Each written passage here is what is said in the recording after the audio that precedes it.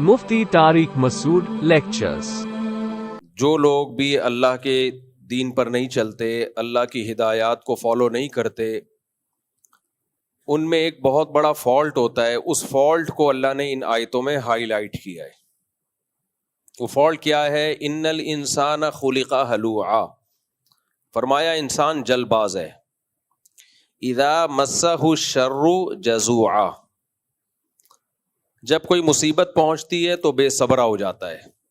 وَإِذَا مَسَّهُ الْخَيْرُ مَنُوعًا، اور جب خوشیاں آتی ہیں، پیسہ آتا ہے، دولت آتی ہے، تو روکنے لگتا ہے اپنے ہاتھ کو، یعنی اترانے لگتا ہے اور کنجوسی کرنا شروع کر دیتا ہے کہ چلا نہ جائے کہیں میرے ہاتھ سے یہ۔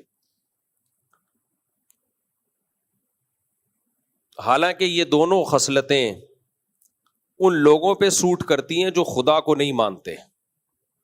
جو خدا کو نہیں مانتے نا، ان میں تو یہ چیز، یہ ایتھیس لوگوں میں ایسا ہو سکتا ہے، ہونا چاہیے، کیونکہ وہ ہر چیز کو اسباب کے ساتھ جوڑتے ہیں۔ وہ کہتے ہیں بھائی اللہ کچھ کوئی بھی نہیں ہے، لہذا جب کوئی دولت آئے گی ان کے پاس تو وہ اس کو روکیں گے اس خوف سے کہ خرچ کرنے سے ختم ہوتی ہے، اور جب ان کے پاس کوئی غم آئے، کوئی پریشانی آئے، کوئی مصیبت آئے تو دل برداشتہ ہوں گے، کیونکہ وہ نہیں سمجھتے کہ اب یہ غم ہم سے دور ہو سکتا ہے۔ آج دنیا جتنی پریشانیوں میں مبتلا ہے، جتنی ٹینشنیں ہیں، ان کی بیس یہی ہے۔ یعنی خوشی آنے کے بعد بھی خوش نہیں ہوتے کہ یار چھن نہ جائے یہ خوشی، اور غم آنے کے بعد تو ویسے ہی ٹینشن میں ہوتے ہیں کہ یہ کیا ہے، غم میں۔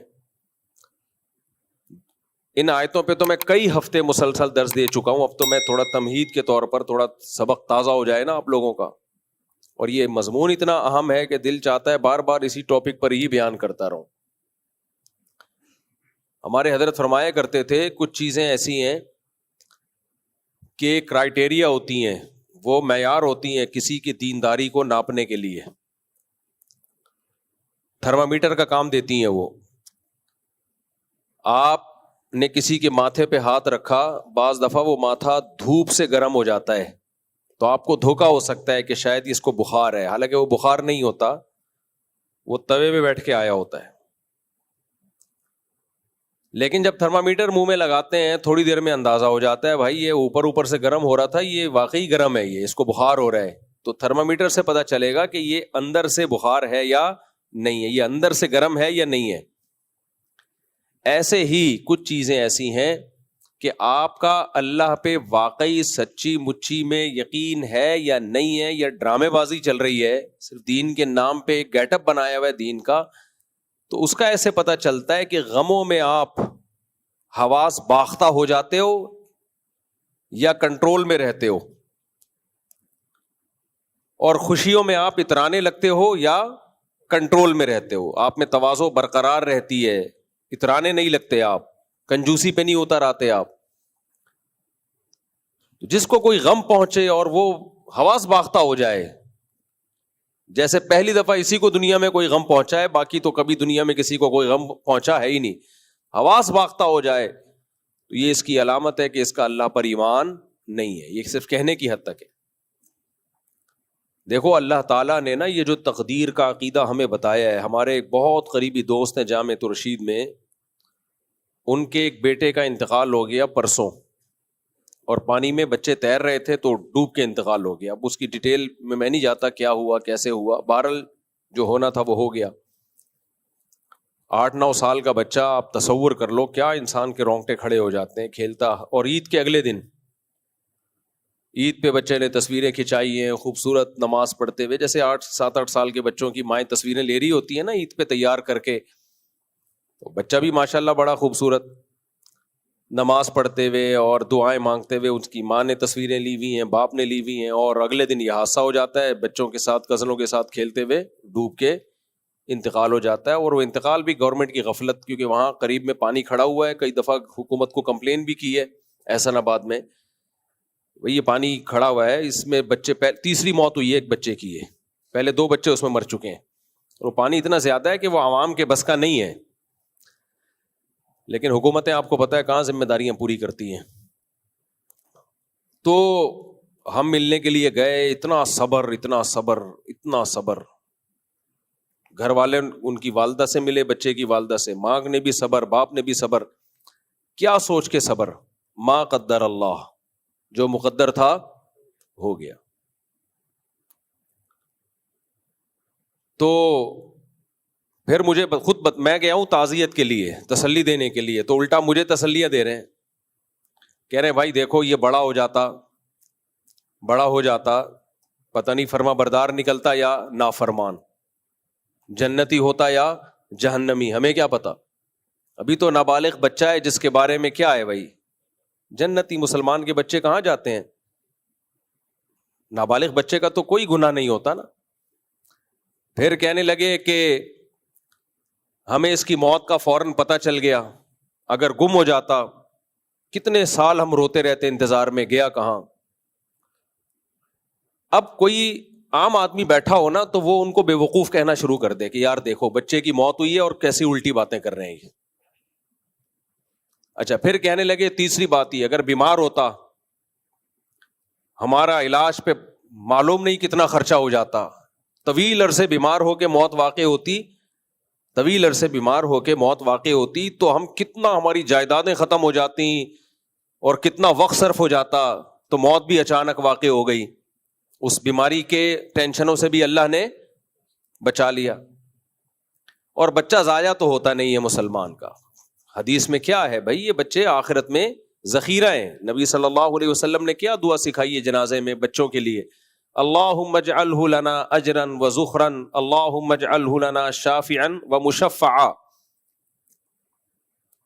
کہ اللہ اس کو ہمارے لیے ذخیرہ آخرت بنا, اس کو ہمارا سفارشی بنا, اور اس کی سفارش ہمارے حق میں قبول بھی کر لینا. تو کہہ رہے ہمارے اعمال تو اس قابل پتہ نہیں ہے کہ نہیں ہم جنت میں چلے جائیں, تو ایک سفارشی بھی ہو گیا ہمارے لیے آخرت میں. میں یہ سوچ رہا تھا کہ اگر کوئی لبرل سیکولر آدمی بیٹھا ہو نا تو وہ کہے گا یہ پرلے درجے کے بے وقوف ہیں, یہ دیکھو کیسی باتیں کر رہے ہیں. باتیں تو ابھی یہ ہونی چاہیے کہ ہمیں یہ کرنا چاہیے تھا, ہمیں یہ کرنا چاہیے تھا, ہم نے یہ کیوں نہیں کیا, ہم نے یہ کیوں نہیں کیا. اور یہ باتیں کیا کر رہے ہیں, یعنی یہ گویا خوش ہو رہے ہیں کہ بالکل صحیح ہو گیا کہ مر گیا, اچھا ہی ہو گیا کہ مر گیا. حالانکہ ایسا نہیں ہے بھائی, چونکہ وہ عالم تھے, ان کو پتا ہے کہ شریعت نے کس موقع پہ ہمیں کیا ہدایات دی ہیں. مرنے سے پہلے بچاؤ کی ساری تدبیریں اختیار کرو. اسی طرح کسی حادثے سے کوئی مر گیا, آئندہ کے لیے احتیاط کرو کہ بھائی دوبارہ کوئی ایسا حادثہ نہیں ہونا چاہیے. یہ سارے کام کرو, لیکن جو کام ہو گیا ہے اس میں اسلام کیا کہتا ہے؟ اس میں اسلام کہتا ہے جو ہو گیا تو نبی نے فرمایا کہ لو کا جو لفظ ہے, اگر یہ کر لیتا تو یوں ہوتا, اگر یوں کرتا تو یوں ہوتا. آپ نے فرمایا یہ اگر کا لفظ شیطان کا لفظ ہے. یہ لِيَجْعَلَ اللَّهُ ذَلِكَ حَسْرَةً فِي قُلُوبِهِمْ, اللہ نافرمانوں کو یہ سب کہنے کی توفیق دیتا ہے, اگر ہم یوں کر لیتے تو یوں ہو جاتا, یوں کر لیتے تو یوں. اللہ کہتے ہیں یہ اس لیے تاکہ ان کا غم اور زیادہ بڑھے. جو ہونا تھا وہ تو ہو گیا, یہ سوچ سوچ کے غمزدہ ہوتے رہیں. قرآن کے الفاظ دیکھو کیا ہے. قرآن کہتا ہے یا ایھا الذین آمنوا لا تکونوا کالذین کفروا وقالوا لاخوانہم اذا ضربوا فی الارض او کانوا غزا لو کانوا عندنا ما ماتوا وما قتلوا. اے ایمان والو, کافروں کی طرح باتیں نہ کیا کرو. کافر لوگ جب میدان جنگ میں نکلتے ہیں یا کہیں سفر میں نکلتے ہیں اور مر جاتے ہیں تو پیچھے لوگ کیا کہتے ہیں, کاش نہ نکلتا تو نہ مرتا, کاش یہ جنگ میں نہ جاتا تو قتل نہ ہوتا, کاش سفر میں نہ جاتا تو جہاز کریش نہ ہوتا, کاش ٹرین میں نہ جاتا ٹرین کا ایکسیڈنٹ نہ ہوتا, کاش بس میں نہ بیٹھتا بس کھائی میں نہیں گرتی, کاش ٹیکسی میں نہ بیٹھتا آگے ایکسیڈنٹ نہ ہوتا, کاش یہ ہوتا کاش یہ ہوتا. اللہ کہتے ہیں یہ باتیں کون کرتا ہے؟ بولو نا کیا ہو گیا؟ مسلمان کرتے ہیں نا. اللہ کہتے ہیں کافر کرتے ہیں, ان کو کرنے دو. یہ باتیں کس پہ سوٹ کرتی ہیں؟ کافروں کو پشتو میں کہتے ہیں کافر کا بچہ. یہ کس پہ سوٹ کرتی ہیں باتیں؟ کافر کے بچے پہ. مسلمان پہ یہ بات سوٹ نہیں کرتی. مسلمان پہ کیا بات سوٹ کرتی ہے؟ قرآن کہتا ہے, مسلمان کہتا ہے واللہ یحیی و یمیت. بھائی موت زندگی کس کے ہاتھ میں ہے؟ اللہ کے ہاتھ میں. جب اللہ نے مارنا ہوتا ہے تو ٹرین کو بھی ٹکر دلوا دیتا ہے, کھائیوں میں بھی گرا دیتا ہے, بچے ڈوب بھی جاتے ہیں, کرنٹ بھی لگتے ہیں, سب کچھ ہوتا ہے. ہاں اس کا یہ مطلب نہیں کہ آئندہ بھی کروائیں آپ یہ سارے کام. احتیاط تو بہرحال شریعت نے حکم دیا, اتنی احتیاط کا حکم دیا آپ نے, حکم دیا کہ رات کو چراغ گل کر دو, چراغ بجھا کے سو, اس لیے کہ اس بات کا امکان ہے کہ چوہا وہ چراغ گرا نہ دے. رات کو چوہے نکلتے ہیں نا, گرا دے گا, آگ لگے گی گھر میں. تو احتیاطیں تو بہت زیادہ حکم دیا. ایک صحابی بیٹھے ایسے کنکر, نہیں ہم کنکر پھینک رہے ہوتے ہیں مذاق مذاق میں, آپ نے فرمایا یہ کسی کی آنکھ پھوڑ سکتا ہے یہ کنکر, اس سے کوئی فائدہ نہیں ہے, ایسے لغو کام مت کرو.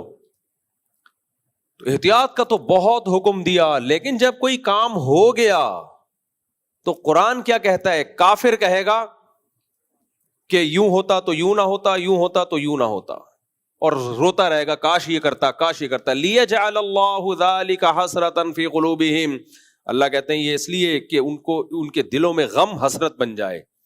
آخرت کی ٹینشن تو ہے, یہ دنیا میں بھی ایک ٹینشن مل جائے ان کو. مسلمان کیا کہتا ہے؟ واللہ یحیی و یمیت, بھائی موت زندگی کس کے ہاتھ میں ہے؟ اللہ کے ہاتھ میں. ما قدر اللہ, جو ہونا تھا وہ ہو گیا.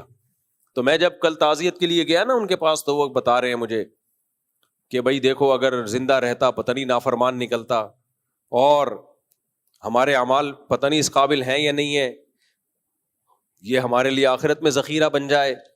اور پھر موت بھی آنن فانن ہو گئی, زندہ رہتا بیمار ہوتا, بیماریوں پہ علاج پہ جائیدادیں لٹ جاتی, اس کے بعد موت واقع ہوتی, کتنی ٹینشن میں جاتے ہم, قرضے چڑھ جاتے وغیرہ وغیرہ. سارے اچھے پہلو نکال کے میرے سامنے رکھ دیے. کوئی اور بیٹھا ہوتا وہ سمجھتا کہ شاید ان کا مقصد یہ کہ بہت اچھا ہوا کہ یہ مر گیا, انہیں گویا کہ کوئی غم نہیں ہے, حالانکہ ایسا نہیں ہے. یہ کیسے ہو سکتا ہے ماں باپ کو اولاد کے بچھڑنے کا غم نہ ہو؟ لیکن علم کتنا فائدہ پہنچاتا ہے کہ بھائی شریعت کیا کہہ رہی ہے اس موقع پہ, کیا کہنے کا حکم دے رہی ہے. اچھے پہلو نکالو, برے پہلو مت نکالو. اگر آپ عقل استعمال کرو گے نا شریعت کے مقابلے میں تو سوچتے رہو بیٹھ کے. اللہ نے ہمارا مسئلہ حل کر دیا. دیکھو ہم عقل استعمال کرتے ہیں کہ نہیں کرتے, چاہیے کہ نہیں عقل استعمال؟ بولو نا. بے عقلی کی باتیں مسلمان کرے گا کبھی؟ شریعت نے ہمیں عقل استعمال کرنے کا حکم دیا کہ نہیں دیا؟ کیا مجھے تو لگ رہا ہے کہ شاید دیا ہے نا. لیکن اسلام نے یہ کہہ دیا کہ خدا کے مقابلے میں عقل استعمال مت کرو. ہمارے لیے مسئلہ کیا ہو گیا؟ آسان. اب اگر ہم بیٹھ کے سوچتے رہیں کہ بھائی نہیں یار یہ تو عجیب سی بات ہو گئی, اصل تو یہی ہے کہ ڈوبا کیوں, گیا کیوں, یہ کیوں, کیوں ایسا, کیوں فلانا, کیوں ڈمکانا, کیوں, عقل تو یہ ایتھیس کی تو عقل یہی کہتی ہے نا. لیکن بھائی جب ہمیں قرآن و سنت نے کہہ دیا, اللہ نے کہہ دیا کہ اب تم نے یہ سوچنا ہے. نماز ایک عمل ہے نا, ہم پڑھتے ہیں, کس نے حکم دیا؟ اللہ نے. تو اب یہاں عقل استعمال کرنا جائز ہے کہ میں نہیں پڑھوں گا, ایکچولی اس سے ٹائم معاذ اللہ ضائع ہوتا ہے, یہ ہوتا ہے, وہ ہوتا ہے؟ نا نا بھائی, اللہ نے کہہ دیا فرض ہے. رمضان کے ابھی ہم نے چند دن پہلے روزے رکھے, ایک مہینہ. یہ ڈاکٹروں کے کہنے پہ رکھے ہیں, اللہ کے کہنے پہ رکھے ہیں؟ اللہ کے کہنے پہ رکھے ہیں. تو اللہ نے کہا کر رکھو, اب ہمارے پاس آپشن ہی نہیں ہے نہیں رکھنے کا. تو اسی طرح اللہ نے غم میں ہمیں کہہ دیا کہ کیا سوچنا ہے اور کیا نہیں سوچنا. تو اب ہمارے پاس آپشن ختم ہو گیا, ٹھیک ہے نا. اب مجھے ان پہ رشک آیا, انہوں نے کہا بھائی یہ ایسے ہوا تھا, اللہ تم یعنی وہ بچہ جو ہے وہ یہ ہو گیا, اور وہ فوراً ہی موت بھی واقع ہو گئی, اور ہسپتال کے خرچے سے بھی بچ گئے, اور آخرت میں ذخیرہ بھی ہو گیا, اور جناب یہ ہے اغوا نہیں ہوا, کوئی لاپتہ نہیں ہوا, تو اور بڑے ہو کے نافرمان نکلتا, کیا کتنی مصیبت میں پھنس جاتے, تو وغیرہ وغیرہ وغیرہ وغیرہ. کوئی ایتھیس بیٹھا ہو یا ملحد بیٹھا ہو یا لبرل بیٹھا ہو, وہ کہے گا ان کا دماغ کیا ہو گیا ہے, خراب ہو گیا. لیکن حقیقت کیا تھی بھائی؟ یہ جو کچھ وہ سوچ رہے ہیں, اس سوچنے پر کس نے مجبور کیا؟ اللہ نے. اللہ نے کہا جب غم ہو جائے تو پھر یہ سوچنا ہے, یہ اللہ کی طرف سے پابندی ہے. اب یہ سوچنا پڑے گا. جب اللہ نے حکم دے دیا تو تمہارے باپ کو بھی اب یہی سوچنا پڑے گا. جب تک میاں بیوی کی مثال نہ ہو نا, بات سمجھ میں نہیں آتی. تو آپ کی بیگم نے آپ کو آ کے کہا کہ میں سوچ رہی ہوں غفار آپ سے زیادہ خوبصورت ہے, میں سوچ رہی ہوں. آپ کو غصہ آئے گا کہ نہیں آئے گا؟ بولو. آپ کا نام جمشید ہے, اور وہ سوچ کیا رہی ہے غفار کے بارے میں کہ وہ زیادہ خوبصورت ہے. آپ نے اس پہ غصہ کیا, بیگم شٹ اپ, تم غفار کو مجھ سے زیادہ خوبصورت سمجھنے کا سوچ رہی ہو. تو کہ میں سوچ ہی رہی ہوں نا, میں کوئی غفار سے شادی تھوڑی کر رہی ہوں, نہ میں آپ سے ڈیورس لے رہی ہوں, میں صرف سوچ رہی ہوں, اور جھوٹ بھی نہیں سوچ رہی. آپ دیکھ لو, یہ تصویر دیکھو اور اپنی دیکھو, اور حقیقت میں بھی غفار زیادہ خوبصورت ہو, واقعی ہو بھی. دیکھو آپ اپنے آپ کو دیکھو اور وہ دیکھو کتنا ہینڈسم. تو آپ اس بات پہ مطمئن ہو جاؤ گے, آپ بولو گے بات تو تم نے صحیح کی ہے, واقعی غفار ہے یار, میں تو اس کے مقابلے میں کچھ بھی نہیں ہوں, لہذا تم غلط نہیں سوچ رہی, تم جو سوچ رہی ہو وہ بولو صحیح سوچ رہی ہو, اس لیے میں اب کچھ نہیں کہہ سکتا. یہ کہو گے آپ نہ, آپ اسے بولو گے بیگم یہ بحث الگ ہے, غفار مجھ سے زیادہ خوبصورت ہے یا بدصورت ہے, خوبصورت ہو یا بدصورت ہو, آپ کو یہ سوچنے پر پابندی ہے, وہ جو ہوگا وہ ہوگا بھائی, آپ کے لیے تو میں ہی ہوں سب کچھ. آپ پہ فرض ہے کہ آپ یہ سوچو دنیا میں سب سے زیادہ ہینڈسم میں ہوں. کیا خیال ہے؟ یہی ہے کہ بیوی کو آپ نے بولا کہ دیکھو وہ تمہاری فرینڈ تھی کتنی خوبصورت, میں سوچ رہا ہوں کہ وہ بہت خوبصورت ہے. بیوی کو غصہ آئے گا کہ نہیں آئے گا؟ تو آپ نے بیوی کو کہا کہ تمہیں غصہ کیوں آ رہا ہے, تم دیکھ لو تصویر میں دیکھو کیسی خوبصورت ہیروئن جیسی لگ رہی ہے, اور تم اپنے آپ کو دیکھو پورے گھی کا ڈبہ لگ رہی ہو, تم کولیسٹرول کا ڈبہ لگ رہی ہو تم, وہ دیکھو. تو بیگم خوش ہو جائے گی, یہ بات تو صحیح کی آپ نے. بیگم کہے گی بھائی بات آپ صحیح کرو یا غلط کرو, وہ مجھ سے زیادہ خوبصورت ہو یا نہیں ہو, یہ آپ کے سوچنے کا کام نہیں ہے, یہ آپ کی ٹینشن نہیں ہے. اس کے لیے بہت سارے لوگ سوچ رہے ہیں, آپ سوچ کے یہ ٹینشن نہ لیں. تو پتا چلا کہ بعض چیزیں صحیح ہوتی ہیں, پھر بھی آپ کو سوچنے پر پابندی ہوتی ہے کہ بھائی آپ کا ہیڈک نہیں ہے. تو اللہ نے ہمیں غم کے موقع پہ یہ کہہ دیا کہ تمہیں یہ سوچنے پر پابندی ہے کہ غلط ہوا ہے تمہارے ساتھ, اور یہ پابندی ہم کہہ سکتے ہیں کہ ہوا تو غلط ہے, لیکن اللہ نے سوچنے پر پابندی لگا دی. نا نا نا نا نا نا, یہ ڈیفرنٹ کیس ہے. وہاں تو غفار واقعی ہینڈسم ہے, لیکن شوہر کہہ رہا ہے سوچو مت. وہاں تو دوسری لڑکی بڑی خوبصورت ہے, لیکن بیوی کہہ رہی ہے سوچو مت. یہاں اللہ کہہ رہا ہے کہ اگر تم نے یہ سوچا نا کہ میرے ساتھ غلط ہوا ہے تو پھر غلط ہی ہوا ہے, یہ سوچا کہ صحیح ہوا ہے تو پھر یہ غلط صحیح ہی ہوا ہے, میں صحیح کر دوں گا اس کو. تم آخرت میں کہو گے اللہ جو غم مجھے ملا وہ واقعی اچھا ہو گیا میرے ساتھ. اس کی مثال ایسے ہے جیسے اگر تم نے, جمشید کہہ رہا ہے اپنی بیگم سے کہ تم نے میرے بارے میں سوچا نا کہ میں خوبصورت ہوں, اگرچہ یہ سوچنا غلط ہوگا, میں خوبصورت نہیں ہوں, لیکن قدرت نے سسٹم ایسا بنایا تم سوچو گی تو میں ہو جاؤں گا خوبصورت, پھر تو وہ لازمی سوچے گی کہ نہیں سوچے گی. کیا خیال ہے بھائی؟ آپ نے بیگم سے کہا بیگم یہ آنٹی بڑی خوبصورت ہے, بیگم کو غصہ آیا تو بیگم کہے گی بھائی خوبصورت ہے تو بھی آپ سوچ نہیں سکتے. لیکن اگر بیگم کہے کہ میرے پاس ایسا کچھ سسٹم ہے اللہ کی طرف سے کہ آپ مجھے میرے بارے میں سوچو میں زیادہ خوبصورت ہوں تو قدرت مجھے خوبصورت کر دے گی, پھر تو آپ لازمی سوچو گے نا بیوی کے بارے میں کہ یہی خوبصورت ہے. حالانکہ وہاں یہ ممکن نہیں ہے, جو خوبصورت ہے وہ خوبصورت رہے گی, جو بدصورت ہے وہ بدصورت رہے گی. لیکن یہاں اللہ نے ہمیں بتا دیا کہ تم غم کو اگر یہ سمجھو گے کہ یہ واقعی میرے ساتھ غلط ہوا ہے تو اللہ کہیں گے غلط ہی ہوا ہے پھر تمہارے ساتھ, اور اگر سمجھو گے نا کہ اچھا ہوا جو ہوا, ہمارا رب ہمارا خیر خواہ ہے, وہ ہمارے ساتھ اچھا ہی کرتا ہے, تو پھر یہ اچھا ہی ہوگا تمہارے ساتھ, کیونکہ طاقتیں کس کے ہاتھ میں ہیں؟ اللہ کے ہاتھ میں. ایک بوڑھا شخص بیمار تھا بخار میں, ہمارے نبی ان کے پاس گئے اور نبی نے تسلی دی, طہور انشاء اللہ, فرمایا یہ بخار یہ گناہوں کو معاف کرے گا تمہارے. نبی نے فرمایا کہ جو آخرت میں جہنم کی گرمی ہے نا, اللہ کسی کو بخار میں ڈال کے مسلمان کی وہ گرمی دور کر دیتے ہیں, اس کے حصے کا عذاب دنیا میں دے دیتے ہیں تو رحمت بن جاتا ہے. تو ان بوڑھے نے کہا کہ یہ رحمت نہیں ہے, یہ عذاب ہے جو بڈھے کو ستانے کے لیے آیا ہوا ہے, اس طرح کے الفاظ کہے. آپ نے فرمایا اب یہ ایسے ہی ہے, اب یہ کیا ہے, اب یہ رحمت نہیں ہے, اب یہ صرف ٹینشن برائے ٹینشن ہے, اس سے کوئی گناہ نہیں معاف ہوں گے اور یہ رحمت نہیں بنے گا. تو غم سے پہلے کے اصول شریعت میں کچھ اور ہیں اور غم کے بعد کچھ اور. تو اب وہ یہ باتیں کر رہے تھے, یہ ہو گیا یہ ہو گیا, تسلی دے رہے تھے اپنے آپ کو بھی اور مجھے بھی. تو مجھے بڑا اچھا لگا, اچھا یہ لگا کہ یار دیکھو اس بحث میں نہیں پڑ رہے, کہ اچھا ہوا کہ غلط ہوا. بھائی ہمیں یہ بحث کرنی ہے, ہم اللہ کے غلام ہیں. اس وقت اللہ نے ہمیں کیا سوچنے کا حکم دیا ہے؟ اللہ نے ہمیں یہ سوچنے کا حکم دیا ہے کہ سوچو صحیح ہوا ہے, تو صحیح ہونے کے پہلو نکالتے رہو بیٹھ کے. اس میں لبرل اور سیکولر آدمی کے پاس یہ آپشن بولو نہیں ہے. وہ کہے گا نہیں غلط ہوا ہے, یہ غلط ہوا ہے میرے ساتھ, غلط ہوا ہے, غلط ہوا ہے, تو کیا کروں؟ غلط ہوا ہے, ٹینشن میں جائے گا, پریشان ہوگا, پھر گولی مار کے اپنے آپ کو ہلاک کر دے گا. تبھی تو غیر مسلموں میں خودکشیاں بہت زیادہ ہیں. مسلمان ہر پہلو میں خیر نکالتا ہے, اور اس میں ہم کسی سے ڈیبیٹ نہیں کر سکتے. کوئی غیر مسلم اگر ہم سے کہیں یار تم خیر کیوں نکال رہے ہو, تو ہم کیا کہیں گے؟ بھائی جیسے جمشید کی بیوی پر یہ پابندی ہے کہ غفار کے بارے میں سوچے کہ غفار زیادہ خوبصورت ہے, ایسے ہی اللہ نے ہم پہ پابندی لگا دی ہے کہ ہم غم میں یہ سوچیں کہ ہمارے ساتھ غلط ہوا ہے. یہ کس نے پابندی لگا دی ہے؟ اللہ نے. تو جب اللہ نے ہم پہ پابندی لگا دی رمضان میں کھانے پینے پر, ہم نے کھانا پینا چھوڑ دیا, حالانکہ کتنا دل کر رہا تھا. کیا خیال ہے چائے پینے کا, گٹکے کھانے کا؟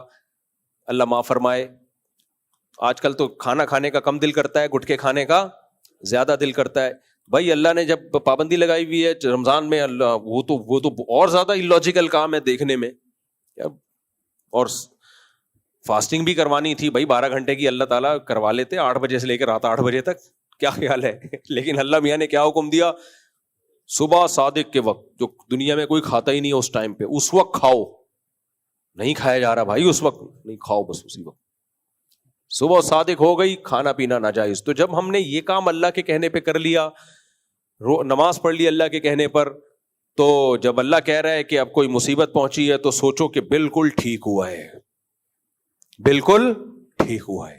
ہاں اللہ کی ایک رحمت یہ ہے کہ اگر ہم یہ سوچیں بالکل ٹھیک ہوا ہے تو پھر رو تو سکتے ہی نہیں ہے. اب بیٹے کی جدائی کا غم میں آنسو نکل رہے ہیں, تو اگلا کہے گا کہ اچھا ان کی آنکھوں میں آنسو بھی آ گئے, ظاہر ہے غم تو ہے نا. اب میں یہ نہیں پوچھ سکتا کہ ایک طرف تو آپ کہہ رہے ہیں کہ جو ہوا بہتر ہوا, تو پھر آنکھوں سے آنسو کیوں آ رہے ہیں؟ ٹھیک ہے نا, اللہ کی اتنی رحمت, اللہ نے کہا بھائی یہ تمہارے کنٹرول میں نہیں ہے, اس پہ کوئی مواخذہ نہیں ہوگا.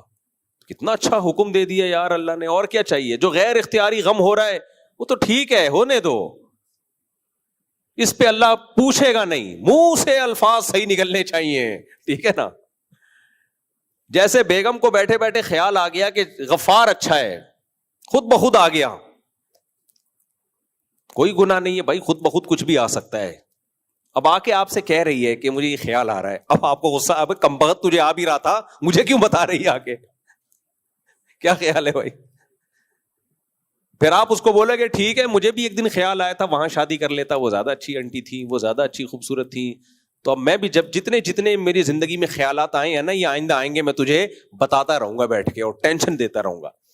تو اللہ تعالیٰ نے نبی صلی اللہ علیہ وسلم کی نواسی کا جب انتقال ہوا تو آپ کی آنکھوں سے آنسو, آپ نے فرمایا کہ دل غمزدہ ہے, حدیث کا مفہوم پیش کر رہا ہوں, اور آنکھوں سے آنسو ہے, لیکن زبان وہ کہے گی جس پہ ہمارا رب راضی ہوگا, زبان وہ کہے گی.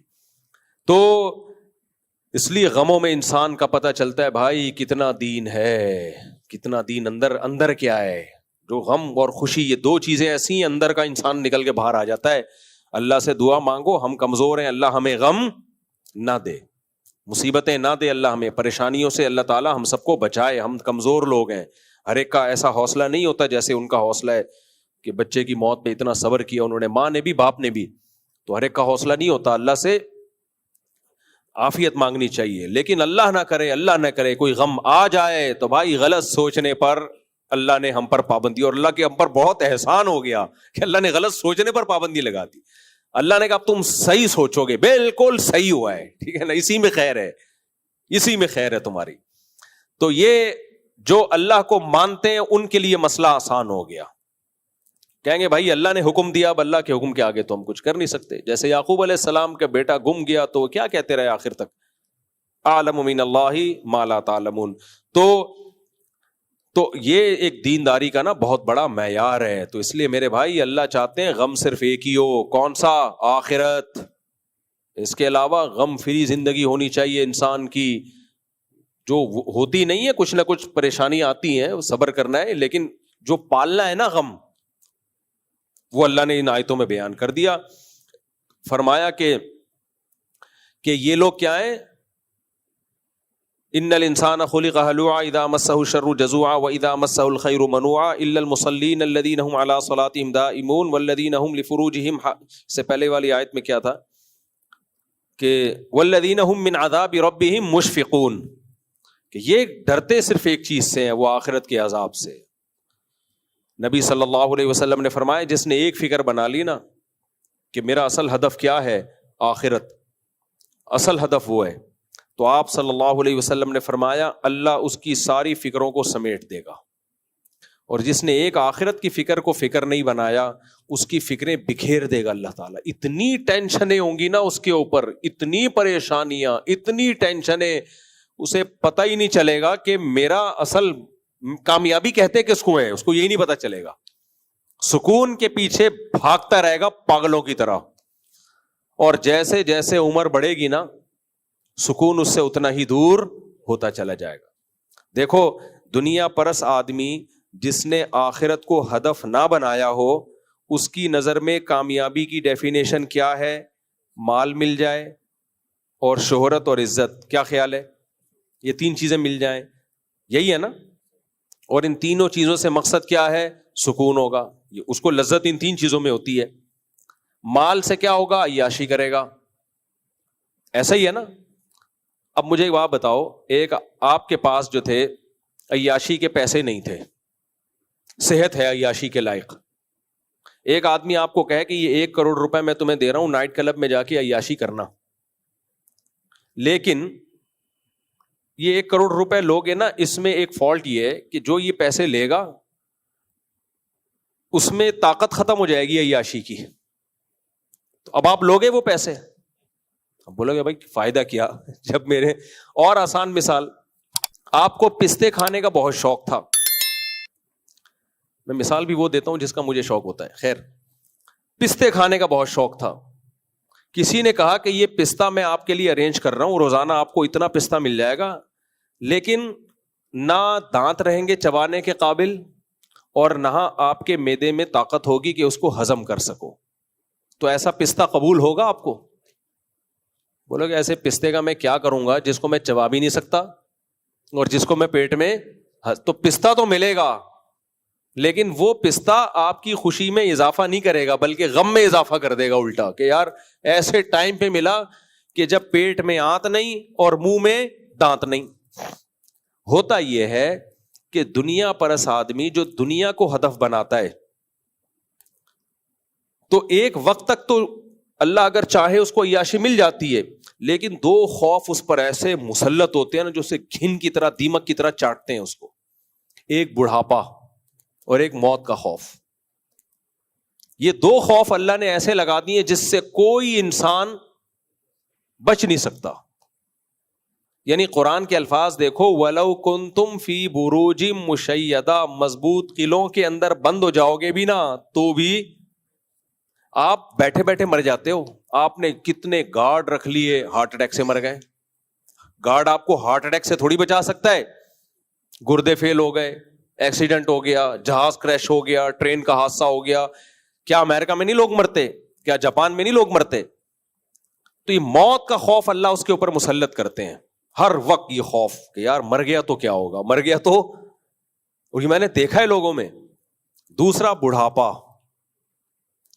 دوسرا کیا ہے؟ جیسے ہی بوڑھے ہوتے ہیں نا یہ لوگ ساتھ چھوڑنا شروع کر دیتے ہیں، کیونکہ وہ بوڑھا بیچارہ کسی کو کیا انٹرٹین کرے گا۔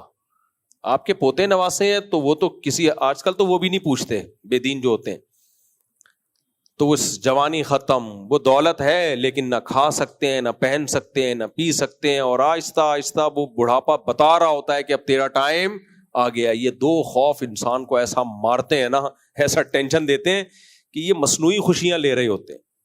ہم نے جو اوریجنل خوش ہے نا وہ صرف اللہ والوں کو ہی دیکھا ہے۔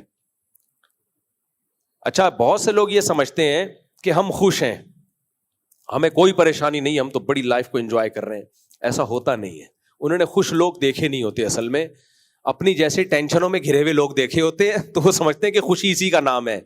تو کبھی کچھ ٹینشن فری لوگوں کے ساتھ ٹائم گزارے نا، ہم نے گزارا ہے، اس لیے میں کہہ رہا ہوں، ہم نے کالج کا دور بھی دیکھا ہے اور مدرسے میں بزرگوں کے ساتھ بھی ٹائم گزارا ہے, تو دونوں کو کمپیئر کیا ہے ہم نے. کچھ نہ ہوتے ہوئے بھی خوش ہیں, اور وہ طبقہ سب کچھ ہوتا ہوا بھی پریشان ہے. ایک آدمی پیدا لنگڑوں میں ہوا, سارے لنگڑے تھے, سارے لنگڑے تھے. اب اسے کوئی بیان کر رہا ہے کہ ابے ایک ٹانگ لگوا لے, بڑا فائدہ ہوتا ہے, بھاگتا ہے, دوڑتا ہے اور چلتا ہے, بڑا فائدہ. وہ کہے کہ کیا ہو, میں تو بالکل نارمل ہوں. اسے نارمل کیوں وہ اپنے آپ کو کہہ رہا ہے کہ اس نے دیکھے, جتنے بھی دیکھے وہ سارے اپنے جیسے لنگڑے ہی دیکھے ہیں. اس بیچارے کو پتہ ہی نہیں کہ کوئی 2 ٹانگوں والے بھی ہوتے ہیں, اتنی اسپیڈ سے دوڑ سکتے ہیں وہ. تو آج لوگ اتنی ٹینشنوں میں, اتنی پریشانیوں میں گھرے ہوئے ہیں کہ ان کو بھول گئے ہیں کہ ٹینشن فری زندگی بھی کوئی چیز ہوتی ہے, خوشی والی زندگی بھی کوئی چیز ہوتی ہے. یہ ان کی زندگی سے یہ نکل گئی ہے یہ چیز. اتنی پریشانیاں ہیں, وہ سمجھتے ہیں یہی نارمل لائف ہے.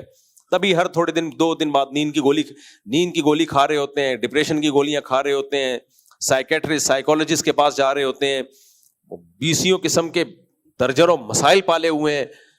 تو مجھے تو جو دنیا دار لوگ ہیں نا, ان میں بیٹھ کے اندازہ ہوتا ہے کہ بھائی ان بیچاروں کو پتہ ہی نہیں ہے کہ اصل میں ریلیکس ہونا کسے کہتے ہیں.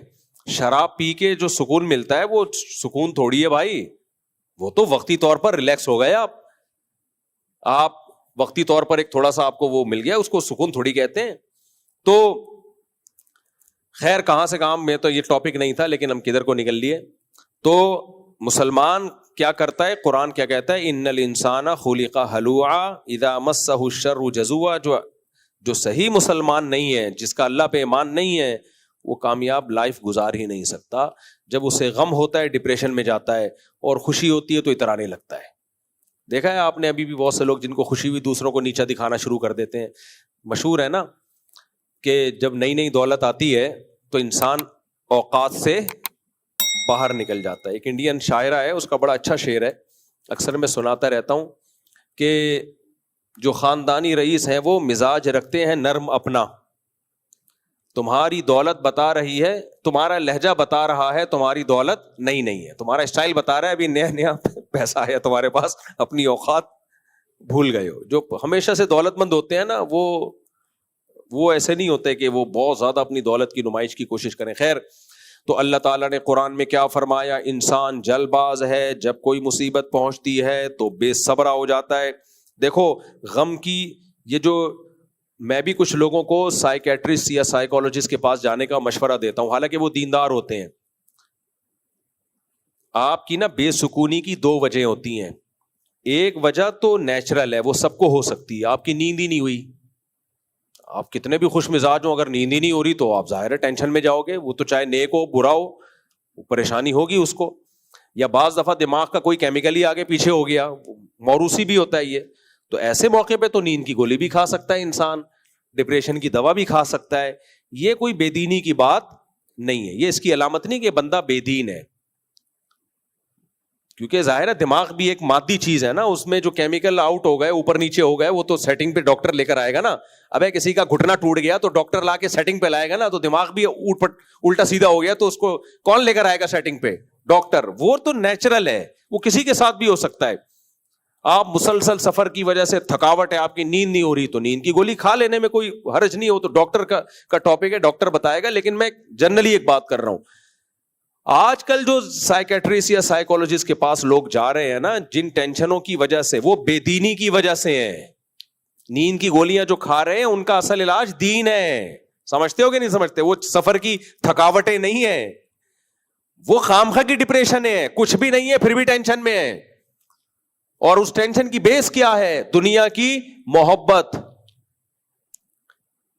غم میں یہ سوچتا نہیں ہے کہ یہ اللہ نے دیا ہے. بھائی اللہ کو مجھ پہ طاقت ہے, انا للہ و انا الیہ راجعون, ہم اللہ کے لیے اور ہم نے لوٹ کر کس کی طرف جانا ہے؟ اللہ کی طرف. جن چیزوں پہ غم ہونا چاہیے ان پہ تو ہو نہیں رہا. بھائی غم تو ہونا چاہیے گناہ پہ. آپ سے کوئی, آپ آخرت میں کیا جواب دو گے؟ دیکھو جب طلبہ کے پیپر ہوتے ہیں, انہیں سب سے بڑا غم کس بات کا ہوتا ہے؟ پیپر میں کامیاب ہو جائے. کیسے بیٹھے ہوتے ہیں نا پڑھنے والے. ہمیں یاد ہے امتحان جب آنے والے ہوتے تھے, کتنی دماغ پہ کھچاؤ ہوتا تھا کہ یار کب ہماری ان امتحانات سے جان چھوٹے گی. کتنا دماغ پہ ایک اسٹریس ہوتی ہے, کھچاؤ ہوتا ہے. تو اس سے بڑا امتحان کب آنے والا ہے؟ آخرت میں. اس کا تو کھچاؤ ہے ہی نہیں, کچھ بھی نہیں ہے, یعنی ٹینشن ہی نہیں ہے اس کی ذرا سی بھی. یہ بہت ڈینجرس چیز ہے بھائی. جو آپ میرے اور آپ کے سامنے اتنا بڑا امتحان کا دن کھڑا ہوا ہے, اس کے بارے میں کبھی سوچتے ہی نہیں ہے. تو اللہ نے کہا کہ جو اس آخرت کا نہیں سوچے گا نا, اس کو دنیا کی ٹینشنوں میں ڈالوں گا, پھر میں پیسیوں ٹینشنوں میں ڈالوں گا میں. اس لیے نبی نے فرمایا اپنی ٹینشن کو سمیٹ کے کہاں لے آؤ؟ آخرت میں. تبھی نبی صلی اللہ علیہ وسلم نے دعا بھی سکھائی. آپ نے فرمایا وَلَا تَجْعَلْ مُصِيبَتَنَا فِي دِينِنَا وَلَا تَجْعَلِ الدُّنْيَا أَكْبَرَ هَمِّنَا. اے اللہ اگر کوئی مصیبت ہمارے مقدر میں لکھی ہوئی بھی ہے تو ہمارے دین کو بچا لینا اس سے. اس مصیبت سے ہماری دنیا کا نقصان ہو جائے, دین کا نقصان نہ ہو. بعض مصیبتیں ایسی ہوتی ہیں آدمی دین سے ہی جاتا ہے, اس سے دین کا نقصان نہ ہو. اور وَلَا تَجْعَلِ الدُّنْيَا أَكْبَرَ هَمِّنَا, یہ بہت اہم دعا ہے. یہ دعا مانگا کریں, خود اس دعا سے ہی دل کی کافی اصلاح ہو جائے گی. ہمارے نبی نے جو ہمیں دعائیں سکھائی ہیں نا, وہ دعائیں مانگنے سے بھی کافی دل ٹھیک ہو جاتا ہے انسان کا. مناجات مقبولہ کے نام سے دعاؤں کی ایک کتاب ہے, انٹرنیٹ پہ بھی مل جائے گی, ڈاؤن لوڈ کر سکتے ہیں آپ, PDF فارم میں مل جائے گی. اور ویسے کتابوں کسی بھی کتاب لائبریری میں جائیں تو مل جاتی ہے وہ. اس میں کیا کیا ہے حضرت مولانا اشرف علی تھانوی رحمہ اللہ تعالیٰ نے قرآن و حدیث میں جتنی دعائیں ہیں نا, ان کو ایک چھوٹے سے کتابچے میں جمع کر دیا ہے. اب وہ تو بہت زیادہ ہو گئی ہیں, کیسے مانگے انسان روزانہ اتنی دعائیں, تو ان کو 7 حصوں میں ڈیوائڈ کر دیا ہے. سمجھ رہے ہو کہ نہیں سمجھ رہے؟ 7 حصوں میں ڈیوائڈ کر دیا ہے. اور اس کو آسانی کے لیے نام دے دیا ہفتے کے دن, اتوار کے دن, پیر کے دن, منگل کے دن, بدھ کے دن, جمعرات کے دن اور جمعے کے دن. تو 7 حصوں میں ڈیوائڈ ہونے سے وہ مختصر ہو گئی ہیں. تو اس سے فائدہ یہ ہوتا ہے کہ اگر آپ وہ خرید لیں یا ڈاؤن لوڈ کر لیں تو اس میں روز آنا آپ وہ دعائیں مانگیں, ان کا ترجمے والی بھی مل جاتی ہے وہ. تو آپ جب وہ دعائیں مانگیں گے نا آپ کو, تو دعا سے ہی آپ کو لگے گا کہ میرا دل ٹھیک ہو رہا ہے. دیکھو جب کسی سے آپ منگوائیں نا کہ یہ مانگو, تو یہ احساس اس کے اندر پیدا ہوتا ہے تھوڑے دنوں میں کہ مانگنے کی چیز اصل میں یہ ہے, میں غلط چیز مانگتا رہا ہوں اب تک. فوکس تو مجھے اس چیز کو کرنا چاہیے. آپ نے اپنے بچے کے ذمہ لگا دیا کہ بیٹا, یا لوگوں نے اس کو موٹیویٹ کیا کہ امریکہ کا ویزا مانگو, وہ مانگتا رہے گا. ایک دن اس کے دل میں یہ چیز بیٹھ جائے گی کہ دنیا میں کامیاب وہی ہے جس کو امریکہ کا ویزا مل جائے, باقی سارے کیا ہیں, وہ پکوڑے بیچ رہے ہیں, باقی سارے بے وقوف ہیں. بیٹھے گا کہ نہیں ٹرینڈ چلتا ہے نا کسی چیز کا, ہر ایک کو ایک چیز پہ لگا دیا آپ نے, تو اس سے کیا ہوگا, ان کے دل میں اس چیز کی اہمیت بیٹھ جائے گی. ہمارے ایک جاننے والے مجھے ایئرپورٹ پہ ملے, پٹھان لڑکا تھا سوات کا, پتہ نہیں 8-10 سال کو کئی ڈنکی لگا کے گیا ہوگا یورپ, 8-10 سال گھوم پہ گھاس کھا کے واپس آ گیا نا. تو مجھے دبئی کے یا قطر کے, ابھی مجھے یاد نہیں, ایئرپورٹ پہ ملا, کنیکٹڈ فلائٹ تھی. میں نے کہا کیا ہوا کیسے, کہتا ہے یار میں پتہ نہیں کہاں گیا ہوں, اٹلی گیا ہوں, UK گیا ہوں, ڈنکی لگا کے گیا تھا, اللہ نے بچا لیا. 8 سال کہہ رہے جھک مار کے واپس آ رہا ہوں, میری توبہ جو میں کبھی دوبارہ جاؤں. تو میں نے کہا گئے کیوں تھے؟ کہہ رہے گئے اس لیے کہ ایک دماغ میں نا نوجوانوں کے بیٹھا ہوا ہے, جو اٹلی چلا گیا, جو یورپ چلا گیا, جو یونان چلا گیا, جو UK چلا گیا, وہ بس جنت کے باغوں میں ٹہل رہا ہے. تو دماغ میں نا ایک, بھائی کسی نوجوان سے بھی پوچھے نا, وہ بتا رہا ہو کہ میں یورپ جا رہا ہوں, دوسرے کے دل میں ایک کھلبلی سے, ابے تو یورپ جا رہا ہے, ہم ادھر ہی انڈا موڑ پہ بیٹھے ہوئے ہیں یار. ایک عجیب سا دماغ میں نا بنا لیا ہے. بھائی اگر کچھ بھی نہیں آتا تو جاپان بھی چلا جا, امریکہ چلا جا, وہاں بھی رگڑے ہی لگیں گے تیرے. دنیا میں ہر جگہ قدر ہوتی ہے, آپ کو آتا کیا ہے, کرے گا کیا. آپ نوجوان سے پوچھیں وہاں جا کے کرے گا کیا. میرے پاس لوگ آتے ہیں, مصعب آپ کے اتنے تعلقات ہو گئے, آپ مجھے امریکہ بھجوا دیں. میں کہتا ہوں تو ایسے تعلقات میں نہیں استعمال کرتا کہ اس کو یہاں بھیج دو, اس کو وہاں بھیج دو. لیکن بائی دا وے امریکہ جا کے آپ کیا کرو گے؟ کہتے امریکہ, مفتی صاحب امریکہ تو امریکہ ہے. ابے امریکہ تو امریکہ ہے, جنت الفردوس تھوڑی ہے کہ بٹن دبائے گا تیرے کو خربوزے آئیں گے, بٹن دبائے گا حوریں آئیں گی.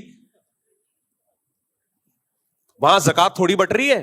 تو کرے گا کیا, کرے گا کیا, وہاں جا کے سوچیں گے کیا کرنا ہے. اور میں نے کہا جتنے دن سوچنے میں لگیں گے, کھائے گا کہاں سے تو, کھلائے گا کون تجھے وہاں پہ. وہاں تو یہاں تو پھر بھی لوگ کچھ زکات وکات جو ہے نا لنگر لگے ہوئے ہیں یہاں پہ, الحمدللہ بالکل یہ پہنچ کر دی ہے قوم کو نا, لنگر لگے ہوئے ہیں یہاں پہ. وہاں یہ لنگر ونگر آپ کو نہیں ملیں گے. تو ہاں انہوں نے پھر واقعات ہوتے ہیں, وہ فلاں گیا تھا تو دیکھو وہ کہیں نہ کہیں لگ گیا. بھائی 100 میں 2-4 لگ جاتے ہیں, تکے لگ جاتے ہیں, ورنہ دنیا میں اس سے بڑا بیوقوف کوئی نہیں ہے. آتا واتا کچھ بھی نہیں ہے, اور چلا جائے کہ وہاں جا کے سوچیں گے. تو کیوں سوچو گے وہاں جا کے؟ بھائی پہلے تو آپ یہاں سے کوئی لنک بناؤ, کوئی دیکھو کوئی آپ کو جاب مل رہی ہے, اور پھر وہ بندہ بھی ایماندار ہے. تو وہ مجھے وہ یاد آئے, سوات کا بندہ گھوم گھام کے 8-10 سال لگا کے واپس آیا, اور کان پکڑ کے کہتا ہے میری توبہ جو میں نے زندگی یہاں پہ برباد کی ہے. تو میں نے کہا گئے کیوں تھے؟ تو گئے اس لیے تھے کہ ایک ٹرینڈ چل رہا تھا, یہ جو باہر جاتا ہے وہ کیا ہوتا ہے؟ کامیاب. تو اس سے ہمیں پتا چلتا ہے بھائی جس چیز کا ٹرینڈ چلتا ہے, جو چیز زبانوں پہ ہوتی ہے, جو چیز سنی جاتی ہے, صحیح ہو یا غلط ہو, بہرحال اس کی اہمیت دل کے اندر بیٹھتی ہے. تو مناجات مقبولہ میں جو دعائیں ہیں جب آپ پڑھیں گے نا, بار بار اللہ سے وہ چیزیں مانگیں گے, تو آپ کے حق میں وہ ٹرینڈ چل پڑا ہے. آپ کو پتا چل جائے گا بھائی مانگنے کی چیز تو یہ تھی, میں کیا مانگتا رہا ہوں آج تک. اصل تو اس چیز کو فوکس کرنا چاہیے. تو اس میں ایک دعا ہے, لا تجعل الدنیا اکبر ہمنا. مجھے بڑا مزہ آتا ہے یہ دعا مانگنے میں. اے اللہ دنیا کو ہماری بڑی فکر نہ بنا دینا, اتنا گھٹیا نہ بنانا ہمیں کہ اس مسافر خانے کو ہم اپنا باپ بنا لیں. میں تو اس لیے دعا مانگتا ہوں کہ ہم تو دنیا آپ سے زیادہ دیکھ رہے ہیں نا, تو میرے بگڑنے کے چانسز آپ سے بولو بہت زیادہ ہیں. زیادہ نہیں ہے بگڑنے کا آپشن, چانسز تو خطرناک لفظ ہے, اللہ بچائے. آپشن میرے پاس بگڑنے کے چانسز بھی ہیں, بگڑنے کا آپشن میرے پاس زیادہ ہے. سمجھ رہے ہو کہ نہیں سمجھ رہے؟ پھر جہاں بھی جا رہے ہیں لوگ جھک جھک کے سیلفیاں, السلام علیکم مفتی صاحب, السلام علیکم, ہاتھ بھی چوم رہے ہیں بعض لوگ, اور جو ہے تشریف لائیں میرے ساتھ سیلفی. اتنے بڑے بڑے لوگ سیلفی لے رہے ہوتے ہیں اور بتا رہے ہوتے ہیں آج تک کسی کے ساتھ سیلفی نہیں لی ہم نے. کہہ رہے ہیں آپ کے ساتھ سیلفی. تو بگڑنے کے چانس کس کے زیادہ ہیں؟ بولو میرے زیادہ ہیں. میں اپنی اوقات بھول جاؤں, میں سمجھوں کہ شاید میں بھی کوئی بہت نیک آدمی ہوں. بعض دفعہ یہ ہوتا ہے آدمی کو اپنی اوقات پتہ ہوتی ہے, دوسرے بتا کے نا اس کو اس کی اوقات بھلا دیتے ہیں. ہمارے ایک جاننے والے مولانا صاحب تھے, ان کی اوپر کی سیٹنگ آؤٹ ہو گئی نا, اتنی آؤٹ ہو گئی کہ ان کو کوئی بوڑھا آدمی نصیحت کرے ان کو غصہ آئے. بوڑھے کو ڈانٹ دیتے تھے بڑی محفل میں, حالانکہ ینگ تھے وہ. ہمیں غصہ آتا یار آپ ٹھیک ہے عالم ہو لیکن آپ جوان ہو, اگر کوئی بوڑھا سفید ریش آدمی آپ کو سمجھا رہا ہے تو بوڑھے کے احترام کا تقاضا ہے کہ غصے تو نہ ہو نا, آپ سن لیں انکل ٹھیک ہے میں غور کروں گا, غصے کیوں ہو رہے ہو بھائی. انہوں نے یہ حرکتیں شروع کر دی. اچھا ان کے بھی مریدین تھے, ہاتھ چومتے. اب کسی کو نہیں پتا چلے گا کس کی بات کر رہا ہوں, بہت پرانا واقعہ ہو گیا.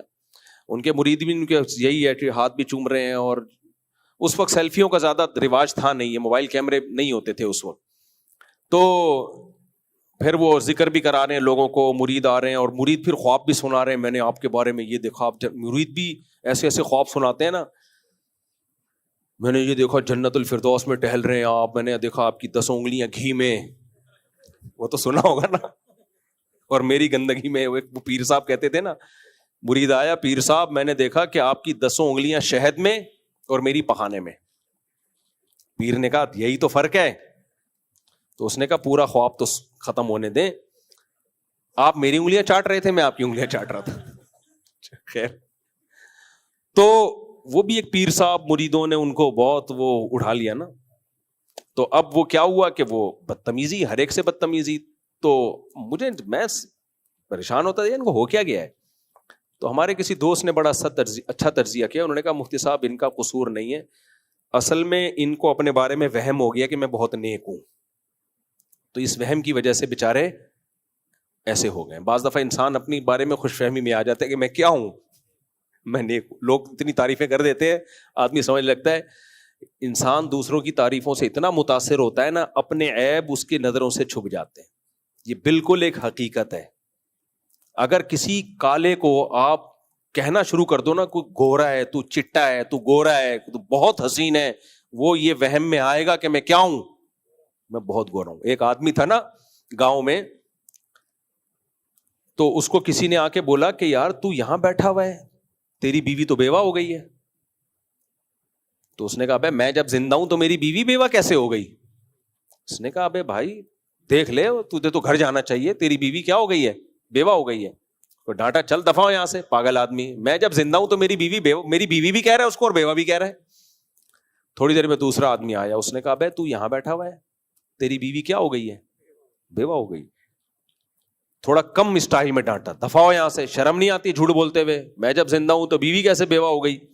پھر تیسرا بندہ آیا, ابے تو یہاں بیٹھا ہوا ہے, کپڑے دھو رہا ہے, تیری بیوی بیوہ ہو گئی.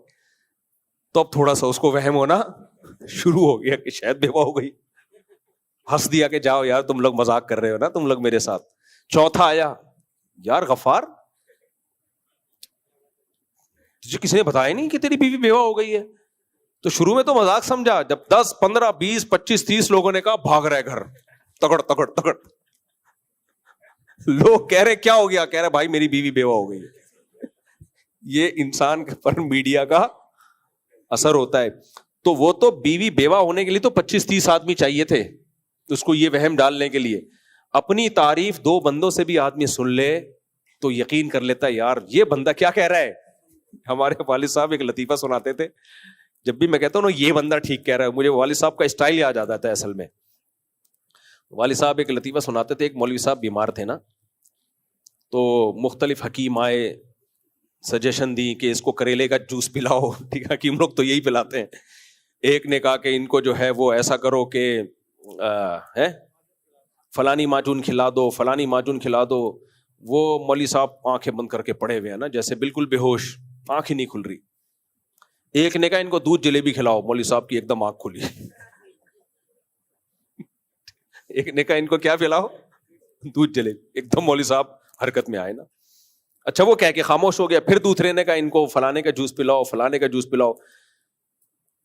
تو مولوی صاحب کا خیال تھا لوگ اس کی بات کو خود ہی ویلیو دیں گے, دودھ جلیبی والی کی بات کو, تو وہ لوگ ویلیو دے نہیں رہے. تو پھر مولوی صاحب نے پوری آنکھیں کھولی, بولے بھائی اس کے بھی تو سنو کیا کہہ رہے, اس کی بھی تو سنو کیا کہہ رہی. تو انسان کے فیور میں جو چیز جاتی ہے نا, وہ چیز انسان کو بہت اچھی طرح سنائی بھی دیتی ہے, اس کا مطلب بھی سمجھ میں آتا ہے, بھلے وہ انگلش میں ہو پھر بھی سمجھ میں آئے گی, وہ پشتو میں ہو, پنجابی میں ہو, پھر بھی.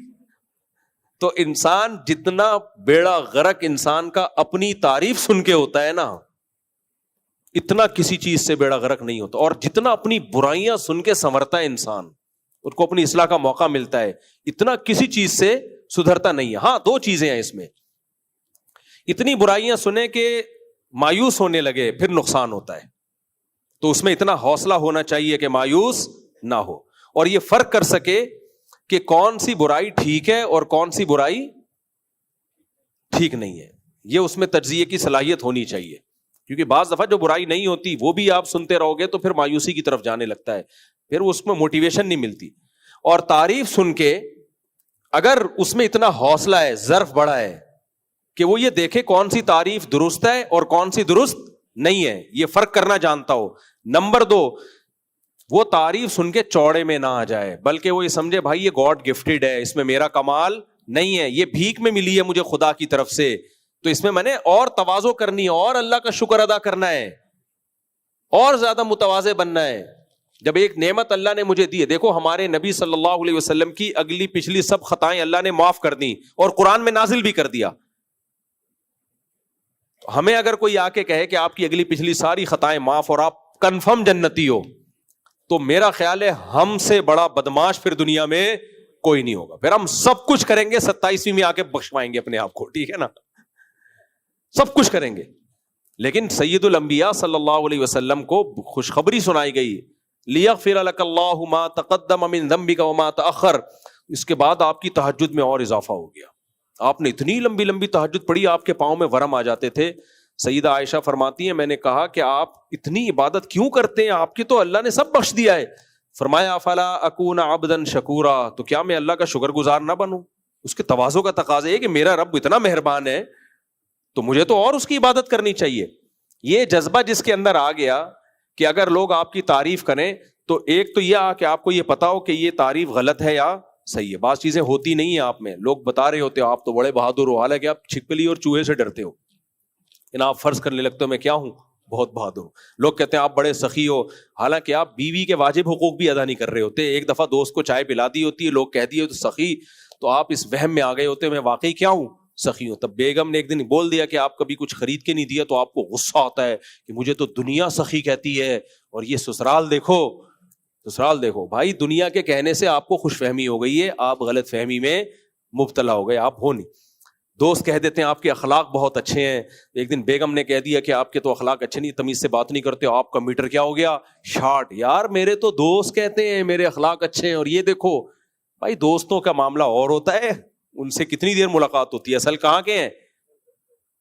گھر کی بات گھر سے بھی پتہ چلتا ہے کہ آپ کے اخلاق کیسے ہیں. دوست کے ساتھ کیا کرے گا, بد اخلاقی کر کے وہ چماٹ لگائے گا آگے سے, بدتمیزی کرو گے تو دوسرے کی تعریف میں یہ آپ کو فرق کرنا پتا ہو کہ یہ صحیح ہے یا غلط, تو یہ اسلام سے پتہ چلتا ہے. اور اس میں اللہ نے کچھ ذہانت دی ہو, کسی کو صلاحیت دی ہو, تو دو چیزیں ہوں اگر, اور دوسرا وہ تعریف سن کے تواضع پیدا ہو, عاجزی پیدا ہو, تکبر پیدا نہ ہو.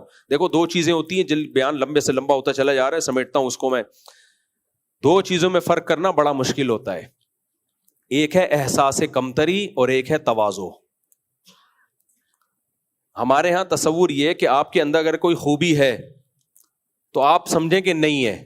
نا نا نا نا, اگر آپ کے اندر کوئی خوبی ہے اور آپ کو یہ وہم ہو گیا کہ نہیں ہے, تو یہ احساس کمتری ہے, آپ دنیا میں کچھ بھی نہیں کر سکتے. جب آپ کو اپنی صلاحیتوں کا ہی نہیں پتا ہے. مثال کے طور پر دیکھو, ایک 10 کلو کا آٹا رکھا ہوا ہے, آپ نے یہاں سے اٹھا کے یہاں رکھنا ہے, اور اس کے آپ کو 50 روپے ملیں گے. آپ کو کسی نے وہم ڈال دیا کہ آپ کمزور ہو, آپ 10 کلو کا آٹا نہیں اٹھا سکتے, تو آپ انسانیت کی خدمت سے بھی گئے, اور جو 50-100 روپے آپ کو ملنے تھے اس سے بھی آپ گئے, آپ ناکام آدمی ہو. آپ کو پتا ہونا چاہیے کہ 10 کلو کا آٹا ہے تو میں تو 20 کلو اٹھا سکتا ہوں, آپ ٹھک کر کے اٹھا کے رکھ دو گے. تو آپ کے اندر اگر کوئی صلاحیت ہے, اس صلاحیت کو نہ ماننا یہ تواضع نہیں ہے, یہ ناشکری ہے, یہ احساس کمتری ہے. آج تواضع اس کو سمجھا جاتا ہے کہ میں خاکسار, میں کیا بولوں میں مثال میں, ایک مثال آ رہی ہے ذہن. ایک آدمی سے کسی نے پوچھا کہ تمہارا نام کیا ہے, اس نے کہا کلب حسین, یعنی حسین کا کتا. بڑا تواضع والا نام تھا. اب اس سے پوچھا تمہارا نام کیا ہے, اس نے بولا یار اب حسین کا کتا سے زیادہ کیا تواضع ہوگی. تو اس نے کہا خنزیر اللہ, اللہ کا کتے سے بھی بدتر کیا بنا دیا اپنے آپ کو, خنزیر. تو یہ تواضع کا پروگرام چل رہا ہے, یہ تواضع نہیں ہے میرے بھائی. تبھی ہمارے حضرت مفتی رشید احمد صاحب رحمہ اللہ تعالی اس بات کو ناپسند کرتے تھے کہ لوگ اپنے نام کے ساتھ احقر لکھیں. احقر کا مطلب ہے سب سے زیادہ حقیر. بعض بزرگوں میں یہ تواضع کا طریقہ رہا ہے, اپنے آپ کو کیا لکھتے ہیں, سب سے زیادہ حقیر.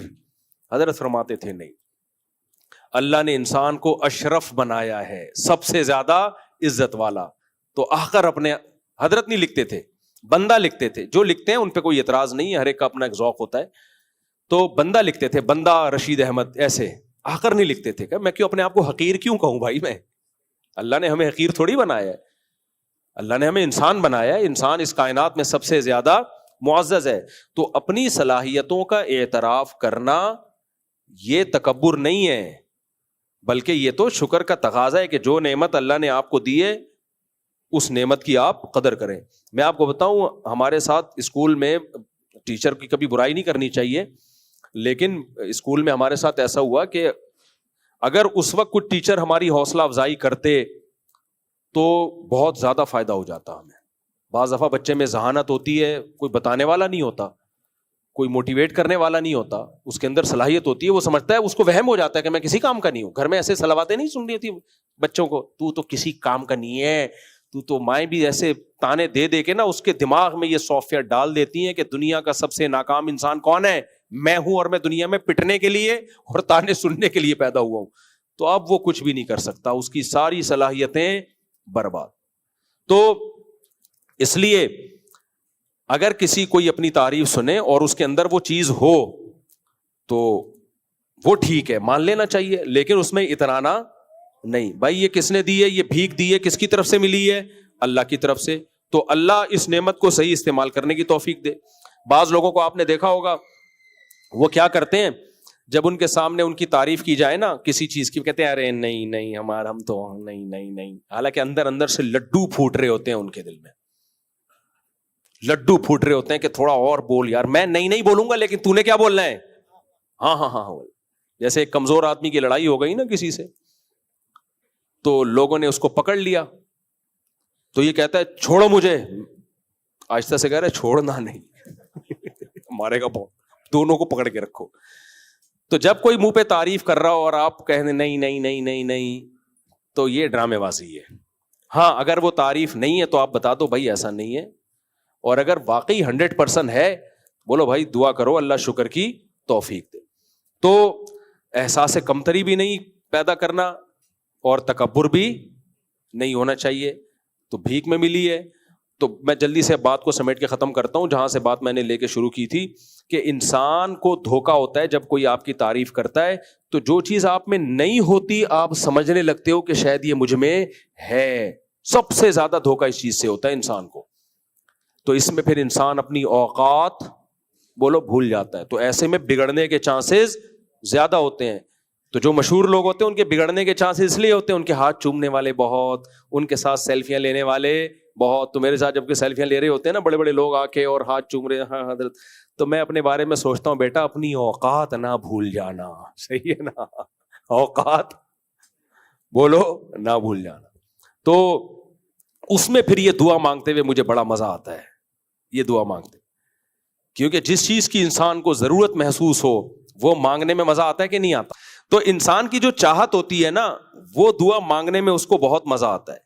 تو میری چاہت ہے کہ میں بگڑ نہ جاؤں, تو اس لیے جب میں یہ دعا مانگتا ہوں جو نبی کے الفاظ ہیں صلی اللہ علیہ وسلم, لا تجعل الدنیا اکبر ہمنا, اے اللہ ہماری بڑی فکر دنیا نہ بنا دینا کہ عزت شہرت دولت یہ نہ بنا دینا. کیوں؟ یہ بہت گھٹیا ہے. پھر یہ تو پھر فرعون قارون ٹھیک تھے, وہ ان کی بڑی فرعون کی چاہت کیا تھی؟ دولت عزت شہرت. کیا خیال ہے قارون کی چاہت کیا تھی؟ دولت عزت شہرت. اور موسیٰ کی چاہت علیہ السلام کی چاہت کیا دولت عزت شہرت تھی؟ بولو. حالانکہ موسیٰ علیہ السلام کی بھی ضرورتیں پوری ہوئی ہیں, آپ کی شادی بھی ہو گئی, آپ کا گھر بھی آباد ہو گیا, آپ کو سکون کی زندگی بھی مل گئی, فرعون کو اللہ نے تباہ کر دیا, حکومت بھی ایک طرح سے آپ کے ہاتھ میں آ گئی. لیکن موسیٰ علیہ السلام کا ہدف یہ سب چیزیں نہیں تھی. اور جتنی موسیٰ علیہ السلام کو عزت ملی فرعون 100 دفعہ مر کے پیدا ہو جائے سوچ بھی نہیں سکتا تھا. کیا خیال ہے؟ لیکن حضرت موسیٰ کا ہدف یہ سب چیزیں نہیں تھیں, تبھی موسیٰ تھے. اور فرعون کیا تھا؟ فرعون دنیا مردار پہ مرنے والا. تو میں جب اللہ سے دعا مانگتا ہوں لا تجعل الدنیا اکبر ہمنا, اے اللہ مجھے اتنا گھٹیا نہیں بنانا, اتنا گھٹیا نہیں بنا دینا مجھے کہ میں دنیا میرا ہدف بن جائے کہ مجھے عزت شہرت دولت چاہیے, بس یہ میرا اصل یہ ہے. نا نا نا نا, ہدف ہمارا کیا ہونا چاہیے بھائی؟ بڑی ارے یہ کیا ظلم کر رہا ہے کہ مرنے والوں پہ مر رہا ہے. شاعر نے بڑی زبردست بات, دنیا فنا ہونے والی ہے, تو اس کمبخت تو اس پہ مر رہا ہے, تو ظالم ہے تو. یہ مرنے والی ہے, عزت شہرت دولت سب چھینے گا 100%. کل دفنا کے آئیں گے نا جب لوگ 2-4 دن روتے ہیں, اس کے بعد ہمارے ہی بیان سن کے تسلی دے رہے ہوں گے اچھا ہوا مر گئے, اسی میں خیر ہوگی. ٹھیک ہے نا, مفتی صاحب نے کہا تھا غم کو کیسے ہلکا کرنا ہے, بہرحال اسی میں کیا ہوگی خیر ہوگی. خود ہی تسلی کر رہے ہوں گے. بچے بھی یہی سوچ رہے ہوں گے ابا کا انتقال ہو گیا 2-4 دن, ہاں پھر کہیں گے بہرحال اسی میں خیر تھی, جو ہوتا ہے وہ کیا ہوتا ہے بہتر ہوتا ہے. ابا کا دل کرے گا قبر سے نکل کے چماٹ مارے. میں تو واقعہ دیکھا ایک صاحب کے والد کا انتقال ہوا, اتنا بیچارے رو رہے ٹینشن میں نا, اچانک انتقال ہو. 3 دن کے بعد ایسے جیسے ویلیاں لگاتے پھر رہے ہوں. میں نے کہا یار دیکھو کتنا پرانا رشتہ تھا, 3 دن میں ختم. تو کیا دولت عزت شہرت سب مارکیٹ سے شارٹ. تو ہم بے وقوف ہیں یار, اس دولت عزت شہرت کو اپنا باپ بنا لیں یار. کیوں پاگل ہیں کیا ہم ہیں؟ تو میں اس لیے اللہ سے کہتا ہوں اللہ میں تو پاگل ہوں, میرا کوئی بھروسہ نہیں کہ میں بگڑ جاؤں. اللہ کے سامنے تو یہی ہونا چاہیے نا. تو اے اللہ تو ہماری حفاظت کر, ہمیں بگڑنے مت دینا. لا تجعل الدنیا اکبر ہمنا, اللہ ایسا گھٹیا ہمیں نہیں بنانا کہ ہم جناب اس دنیا کو اپنا باپ بنا لیں اور ہمیں یہی چاہیے, اصل ہمارا یہی ہدف ہو. نا نا نا نا, یہ اس سے ہمیں بچانا. اور ایک اور دعا کہ یا حی یا قیوم برحمتک استغیث اصلح لی شانی کلہ ولا تکلنی الی نفسی طرفۃ عین ولا اقل من ذلک. اے اللہ تو ہمیں ہمارے حوالے نہ کر. کیا زبردست الفاظ ہیں یار. تو یہ الفاظ نبوت کی زبان سے نکلے ہوئے الفاظ ہیں, تو عجیب تو ہوں گے نا. اے اللہ تو ہمیں ہمارے حوالے نہ کر. دیکھو انسان جتنا اپنی حفاظت خود کر سکتا ہے کوئی اور کر سکتا ہے؟ کوئی بھی نہیں کر سکتا. میں اپنے ساتھ جتنا مخلص ہوں گا کوئی اور ہو سکتا ہے؟ لیکن اس دعا میں ہمیں بتایا جا رہا ہے اللہ ہمیں میرے حوالے نہیں کر بھائی, کیونکہ ہم نفس کے ہاتھوں اپنا بیڑا غرق کر دیں گے. ہم صحیح کو غلط اور غلط کو صحیح کر دیں گے. جیسے ماں بچے کو بچے کے حوالے نہیں کرتی ہے, ماں بچے پہ نگرانی خود کرتی ہے. بچہ اگر غلط سمت میں جائے گا نا تو ماں سمجھاتی نہیں ہے کہ بیٹا یہ نہیں کرو, ایک چواٹ لگاتی ہے کہ یہ کرنے دیا نہیں جائے گا تجھے. بھائی بچے کو نزلہ ہے, زکام ہے, کھانسی ہے, بخار ہے, بچہ کولڈ ڈرنک مانگ رہا ہے, ماں کو پتا ہے یہ پیا تو نمونیا ہو جائے گا اس کو, تو ماں پہلے تو سمجھائے گی بیٹا بری بات, بچہ پھر بھی لے گا تو ماں سمجھاتی رہے گی بٹھا کے اس کو, نہیں بیٹا بری بات, بیٹا تم کو میں نے تمہارے حوالے کیا, جاؤ اب تم اچھا برا خود فیصلہ کرنا, میں تمہیں سمجھا رہی ہوں یہ غلط چیز ہے. نہ ماں بوتل ہاتھ سے لے گی اور ایک رکھ کے لگائے گی, اگر پاکستانی ماں ہے تو رکھ کے پوری انگلیاں اس کے منہ پہ چھاپ دے گی. اور بچہ, میں نے تو ماؤں کو دیکھا یار بچوں کو ایسے پیٹتی ہیں, اللہ کی پناہ ہے یار. مشہور تو یہ کہ باپ ظالم ہوتا ہے, لیکن جو میں نے ماؤں سے بچے پٹتے ہوئے دیکھے ہیں نا ایسا گھمائیں گے نا وہ لٹو کی طرح گھومے گا. تو ہم بھی اللہ سے دعا مانگیں, اے اللہ ہمیں گناہ کرنے ہی نہ دے اور ہمیں ہمارے حوالے مت کر. اگر ہمیں ہمارے حوالے کر دیا بھائی, ہم عزت شہرت دیکھ کے مائل ہو جائیں گے, عزت کی طرف, شہرت کی طرف, دولت کی طرف اور ان سب چیزوں کی طرف دل مائل ہو جائے گا, آخرت بھول جائیں گے اور اسی کو اپنا دنیا کو اپنا باپ بنا لیں گے. تو اے اللہ ہمیں تو ہمارے حوالے مت کر. لا تکلنا الی انفسنا طرفۃ عین, کتنی دیر حوالے نہ کر بھائی. ہو سکتا ہے اللہ تو 12 گھنٹے ہمیں ہمارے حوالے کر, لیکن 12 گھنٹے خود نگرانی کرنا. نہ اے اللہ پلک جھپکنے کے بقدر بھی ہمیں ہمارے حوالے نہ کر. اور آگے الفاظ ہیں لا اقل من ذالک, پلک جھپکنے میں بھی بہت ٹائم لگتا ہے, کیونکہ اگر پلک جھپکنے میں سیکنڈ کا 1000واں حصہ اس میں بھی ہمارے حوالے کیا, اس میں بھی بگڑ جائیں گے ہم. تو اللہ وہ سیکنڈ کے 1000ویں حصے, پلک جھپکنے سے کم ٹائم میں بھی ہمیں ہمارے حوالے نہ کرنا, پوری نگرانی ہماری کر.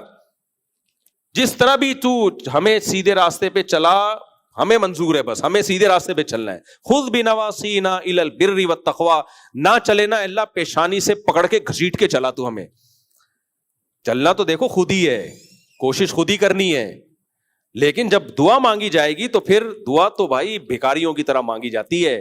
تو اس میں ہمیں یہ سکھایا ہے کہ دعا جب مانگنی ہے اللہ سے تو اپنے آپ کو ایسا شو کرنا ہے جیسے ہم سے زیادہ نالائق دنیا میں کوئی ہے ہی نہیں. اور حقیقت بھی یہی ہے, اس میں کیا شرمانا ہے, کیا خیال ہے؟ آپ کو غصہ آ رہا تھا کہ نہیں ہم کہاں سے نالائق ہیں؟ بھائی سب ایک جیسے ہیں, ٹوپی الٹی پہننے سے تھوڑی کچھ ہوتا ہے. خیر مذاق کر رہا ہوں آپ سے. تو اللہ کے سامنے بھائی, اور حقیقت بھی یہی ہے, ہم نالائق لوگ ہیں سارے. تو اللہ سے یہی کہنا ہے کہ اللہ ہمیں ہمارے حوالے ایک سیکنڈ کے لیے بھی نہیں کرنا, ہم بگڑ جائیں گے. تو نے باقی پھر اپنی نگرانی کرنی ہے, خود عمل کرنا ہے. کہ میں تو ایک چیز دنیا کے بارے میں سوچتا ہوں, حضرت عمر نے لکھا تھا نا انگوٹھی پہ, کفا بالموتی واعظن, موت نصیحت کے لیے کافی ہے. حقیقت ہے موت نصیحت کے لیے کافی ہے. ہم سب آج سے 50 سال کے بعد یہ بیان ہوگا یہاں پہ, 50 سال کے بعد نہ میں ہوں گا نہ آپ, ہم سب لیٹے. اور اگر میں ہوا بھی نا تو آپ کہوں گے کاش نہ ہوتے تو زیادہ اچھا تھا. بات کرتے ہیں, کھانستے زیادہ ہیں, گھنٹہ ہو گیا یہاں بیٹھے ہوئے, 2 گھنٹے بعد بابا جی یہاں پہنچے ہیں بیان میں, اور کھانس زیادہ رہے ہیں اور بیان کم کر رہے ہیں. اور 4 شادیوں کی تو بات ہی نہیں کر رہے, پتہ نہیں کیا ہو گیا.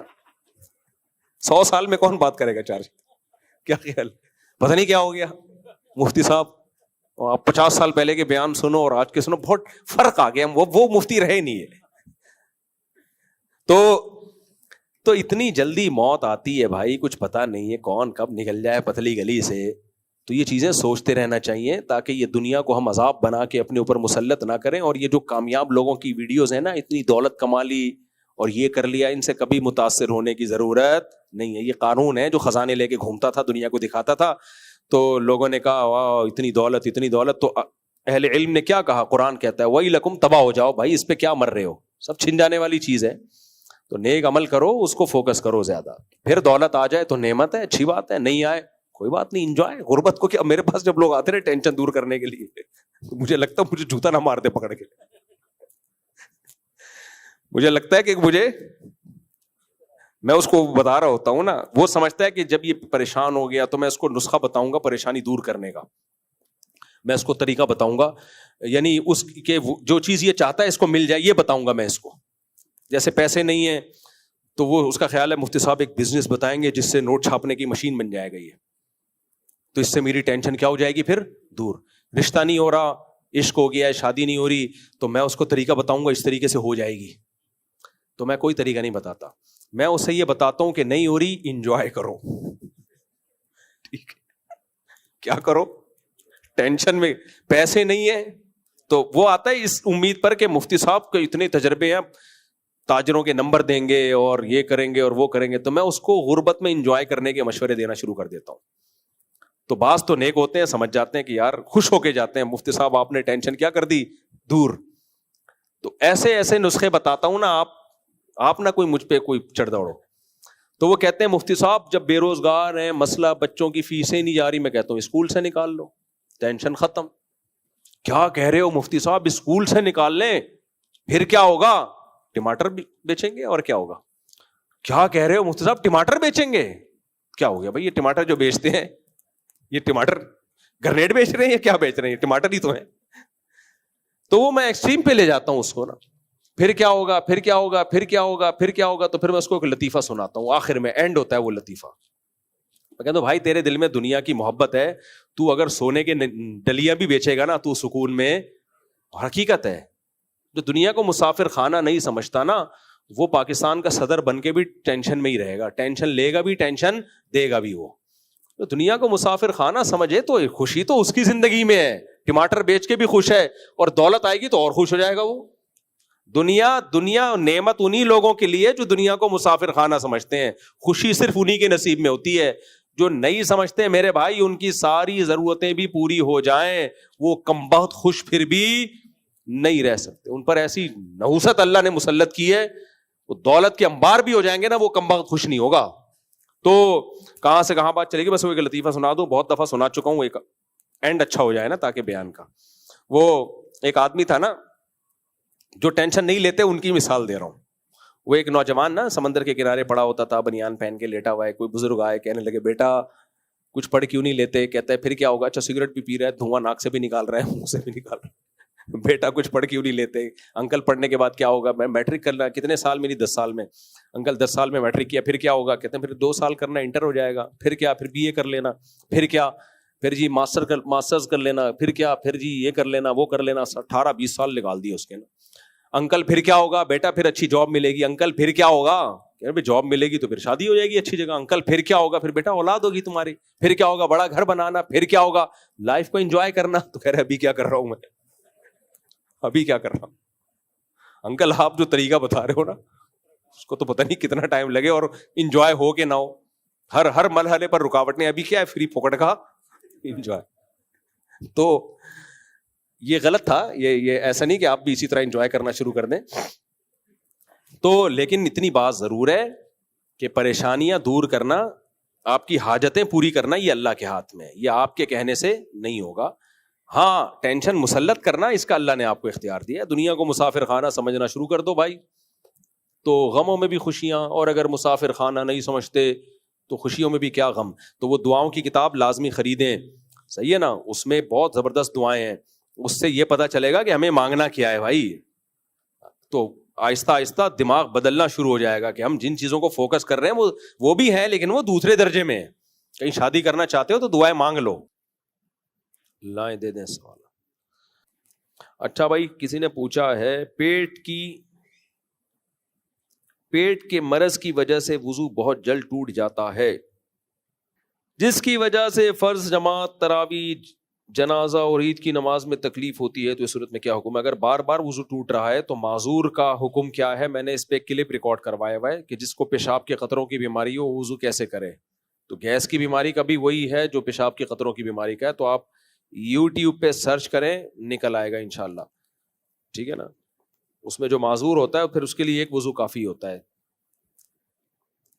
ایک اسمال آرگنائزیشن ہے, انہوں نے کچھ اماؤنٹ اپنے سیونگ اکاؤنٹ میں رکھے ہیں, اس سے جو پروفٹ ہوتا ہے وہ اپنے امپلائیز کو سیلری میں دیتے ہیں. پروفٹ کے اماؤنٹ سے کیا یہ سیلری جائز ہوگی؟ نہیں، جائز نہیں ہوگی. امپلائی کی کوئی انوالومنٹ نہیں ہے ان بینک کے پروفٹ میں، انہیں بس اپنے کام کے پیسے ملتے ہیں. دیکھو وہ جو کمپنی ہے نا اس کے لیے تو حرام ہے وہ سود کے پیسوں سے ان کو دینا، لیکن امپلائی کے پاس جو ہے نا ایگزیکٹ ایسا تو نہیں ہوتا کہ سود کے پیسے کمپنی نکال کے الگ رکھے اور وہی پیسے اٹھا کے امپلائی کو دے دے. اگر ایسے ہے پھر تو حرام ہے، ناجائز ہے. لیکن کمپنی یا آپ کی جو آرگنائزیشن ہے وہ پیسے لیتی ہے سود کے پیسے بینک سے اور وہ پیسے اپنے پیسوں میں مکس کر دیتی ہے، تو مکسچر سے دے رہے ہیں وہ، تو الگ سے وہ سود کی رقم نہیں امپلائی کو دی جا رہی، وہ مکس کر کے دی جا رہی ہے. تو مکس میں تو غالب حلال ہے، تو اس لیے اس امپلائی کے لیے لینا تو یہ جائز ہے. اس لیے جائز ہے کہ ڈائریکٹ وہاں سے سود کا پیسہ نکال کے ان کو نہیں دیا جا رہا بلکہ وہ پیسہ مکس کیا جا رہا ہے. البتہ ان کے لیے یہ حرام بہرحال ہے کہ آپ سود کما کے اس پیسوں سے اس کو استعمال کیوں کر رہے ہو آپ؟ اس کا تو بلا نیت ثواب آپ کو صدقہ کرنا پڑے گا. امپلائی کی تنخواہ اس سودی رقم سے نہیں دی جا سکتی، ناجائز ہے. مجھے کچھ خیال آتا ہے کہ کبھی کبھی گناہ ہر متقی اور نیک آدمی سے گناہ ہونا چاہیے. کیوں؟ تاکہ نیکی کا تکبر نہ ہو اور دوسروں کو حقیر نہ سمجھے.